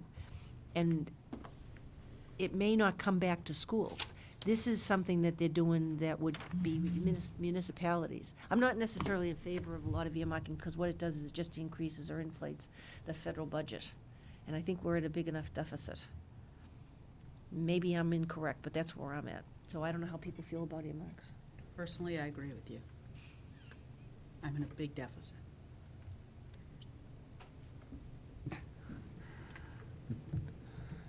Or you want to leave it open? You know what, we could leave, how about we leave this one open? We can talk about it next And meeting. we do have one more meeting, but at least we don't have a mountain of this stuff staring us in the face. All right. It's Okay. all Thank you. 5. We're just a hair behind. Hair? Next up is A big hair? Next up is field trips. You have 2 of them in your packet. Yes, you do. I received a question, by the way. Did we approve the Quebec trip? Because they're starting to have. It has, yeah, they were starting to have having meetings. their preliminary meeting was tonight. We have not seen the application form yet. Okay. I get confused. I think it was an informational meeting for the parents Right. tonight. There was a little that I was supposed cluster that I was supposed to hadn't be been at. approved, But and they were already planning something. I move we approve the field trip that Mr. D'Souza is running to Costa Rica from February 14th, 2015 to February 24th, 2015. Second. All right. Any discussion? We're gonna miss a few days of school. That's what it looks like. Okay. Any other discussion? From the And the- 14th and 24th? Right. Oh, look at that. Yeah. Yeah, so it just looks like the Monday and then probably Tuesday. the Tuesday when they get back. Okay, any further discussion? All in favor? Aye. Aye. I move that we approve Spruccio's field trip to the Nashua Armory on November 20th, 2014 to participate in Stockings for Soldiers. Second. Any discussion? Can anyone go to that? Or is this just a? I think it's a fundraiser you can involve yourself with. It, something to do? up at the, yeah, it looks like up in the mall. Near I've the not, mall. I've No, not been it's- to the it's up at Armory the Armory. before. Yeah. Where's the Armory? Right Feeding across up from where the highway. BJ's is. Yeah, Oh. Lowe's. BJ's okay. used to come On the from right. straight across. Okay, any further discussion? All in favor? Aye. Aye. Thank you. Policy, no policy tonight. Liaison reports, I will ask your indulgence to push them off until next time, but I do have a couple of announcements. After speaking with a number of you, I'm going to reorganize the standing subcommittees. I have asked Evelyn to take my spot on the finance subcommittee. She has agreed to do so. She's been doing a lot of work in that area lately. I think she's well aligned, she's up to speed, and she's ready to hit the ground running. In order to keep her workload reasonable, she's stepping down from the policy subcommittee. Al has graciously agreed to fill that spot on the subcommittee. It's okay, you won't be alone. I do very much appreciate both of you making this decision. I think it makes us a stronger committee. As the chair, I will not have a position on any of the subcommittees. I will, however, be an ex officio member, and I will be working with the policy subcommittee to codify this a little bit. I've been thinking a lot lately about what we can do to be a better committee. One of the things I see in other towns is that they have these standing subcommittees. They allow people a chance to dig deep into some of the details. And I think if that's a situation, then the role of the chair is not to control the subcommittees, but to facilitate them doing their work. So I would envision my role mostly as a support role, as being up to speed with what's going on and being able to step in if somebody's away. But I do not see the role of the chair as being one of telling the subcommittees what to do. Along those lines, I just want to take a quick moment and thank all four of you. Thank all of you for the work that you've been doing lately.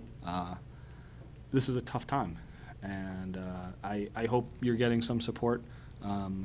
There have been a number of people in the community that have reached out to me. I very much appreciate their support. I want to make sure that you guys hear it too. This is hard. We've gone through quite a lot as a committee here, more than I think most do. And you've all done a very good job handling yourselves in it. Thank you. The last thing is the public input session. That is scheduled for next Tuesday, the 28th, 7 o'clock at McCarthy. That is in conflict with the DIRT presentation. I just don't see any good alternatives. I mean, as we start to push it later, the first 2 weeks of the month are always the hardest with various liaison assignments. And then we're into the holiday season. I don't think we should go any longer without having a public input session. And so I think that's an unfortunate conflict, but one that we're going to have to accept. Also, there have been some questions about whether or not that will be televised. I am not planning on televising it.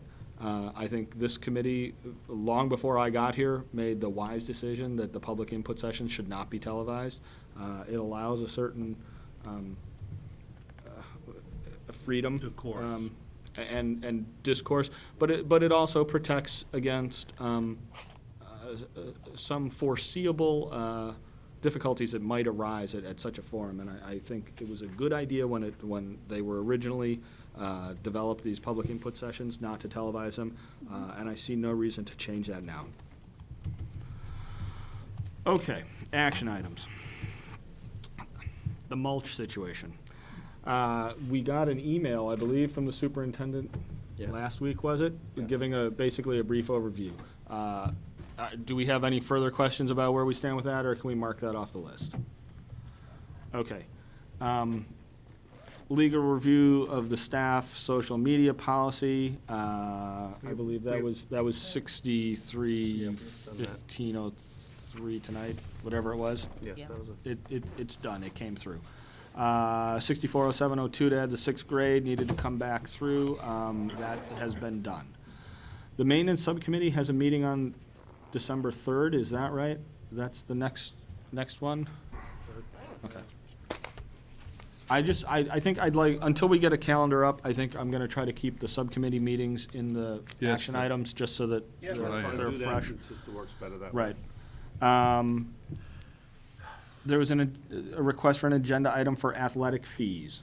We've seen a couple of things on that now. The audit was reported that summarized 18 months' worth of activity.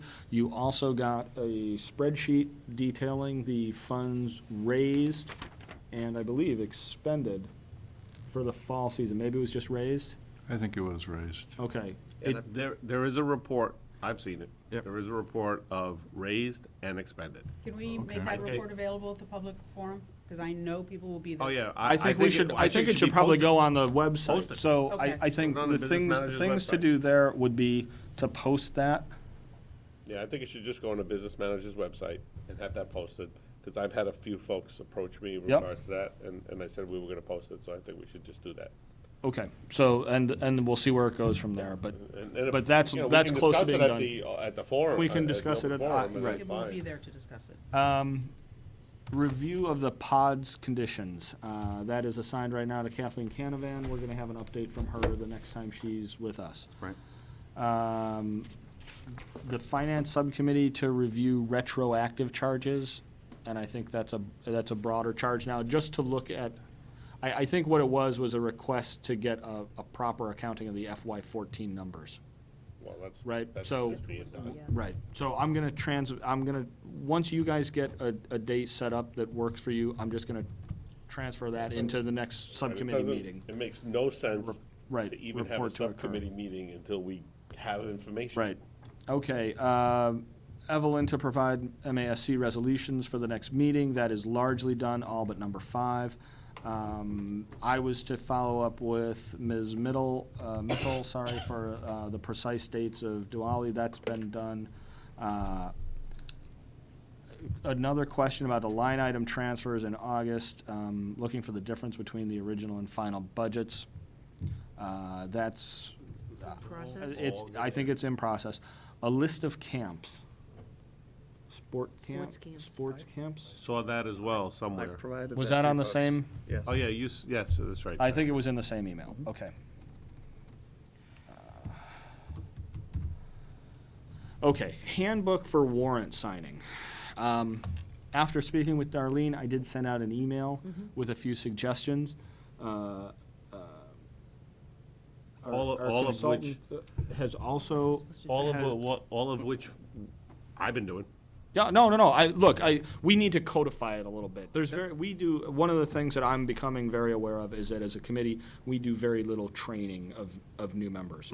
No, so we need to, like I say, we need to have a little bit more of a process Right, and I'm there. gonna reiterate again, as I did earlier in this meeting, when I first got on the committee, and I would get a warrant to sign, I'd have the budget line item, would say 0, and then the expense on the very end was all negative, every single one of them. And I told the person at the time, way back 6 years ago, you want me to sign a blank check? And the person goes, that's the way we've always done it. Well, that's not acceptable. We're not going to do it anymore like So, that. compared And- to where we were and where we are now, it's a huge difference, because I can actually look at the warrant and look at that column, and I can see the budget line. And when there is a negative periodically, I ask the question, and I get an Yeah, explanation. it needs to be followed up on, that's right. The other thing but- that you made a comment about, though, is for new members. Yep. And so we can discuss if there is a new member, what we may want them, That's in training. something or Yeah, other. even, it Most might of be the easier training- just to do a handbook or something, a welcome Most to of the the training committee. comes through MASC when you take the course, because there's a lot of information I out just, there. I just, But rev- not I signing just warrants. reviewed all that stuff, and there's a lot of good information there, but there's nothing really Not in the terms of detail, not the hands-on Not what we do. how to do this. But not what we So do here. the other thing, the other development on this front, is that Mr. Antonelli has indicated a willingness to do a workshop with us on how to walk through a warrant, and I think we need to schedule that sooner rather than later. We may just add it as a, depending on availability, we might do it as a session right before a regularly scheduled meeting. We'll see. Things from tonight. We need an updated FY15 budget. That rolls up a whole lot of requests all into one. But we need to Well, know, it's- we need to know where we are.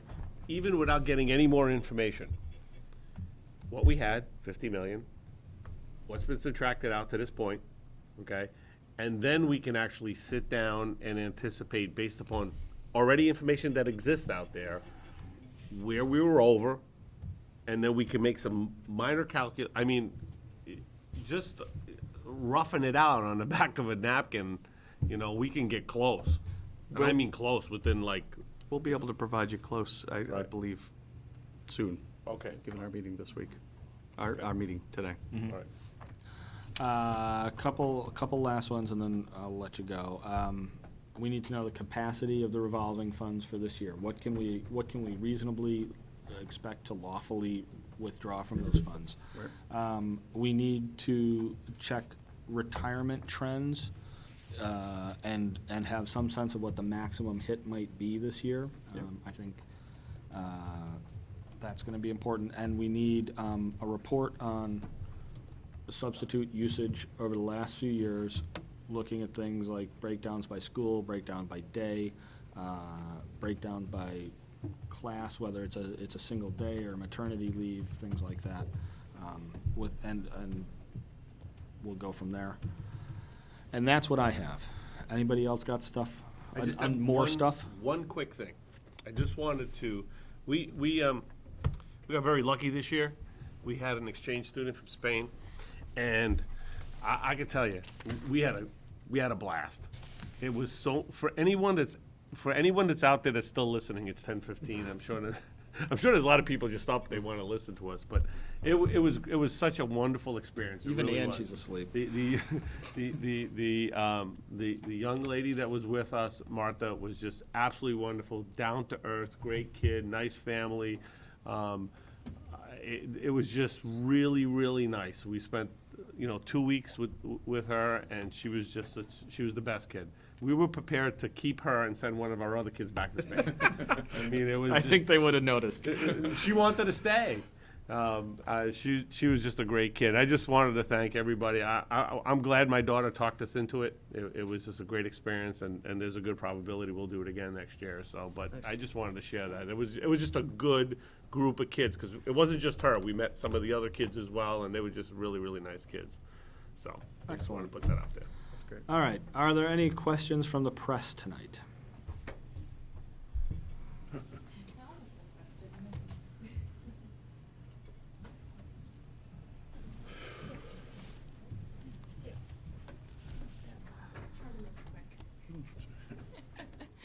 Alana Melanson, Lowell's son. So I was hoping that somebody here, either from the school committee or from the administration, might respond to what the speaker during the public comment session had said about regarding the library position. could somebody please explain to me what's happening there regarding this position that's now on School Spring? Sure, we had a resignation Friday from a support staff that works there. We're in the process of filling it. Any reason for that resignation that you can share? Oh, absolutely. No. Okay. Now, previously when I had spoken with Valerie Diggs, she had expressed concerns about the freshman orientation for the Learning Commons. Has that been done? Those classes are in progress. They're in progress, okay. When did they begin? I'm not exactly sure. Last week. Last week. Last week, okay. I also have a question regarding the student activity accounts at the high school. I was contacted by a couple different people who have said that some of the sports accounts that are filled with monies that are raised by students and parents for activities had charges from Powers and Sullivan for an audit. At least 3 of the accounts, I was told, had a charge of $70 each taken from them. I was wondering if somebody could explain that to me. I need to check into that. I can go back and take a look at the audit. What do you, I guess I don't understand the question. You're saying that it was, the accounts were charged for the audit? That there were charges of $70 each taken from at least 3 of the student activity accounts, and that they were labeled as having been paid to Powers and Sullivan. I was told that may have been from the previous audit of the student activity accounts, but I would like clarification on that, because if they are monies that are raised by students and parents for activities. That doesn't even sound. Yeah. Something we can look into.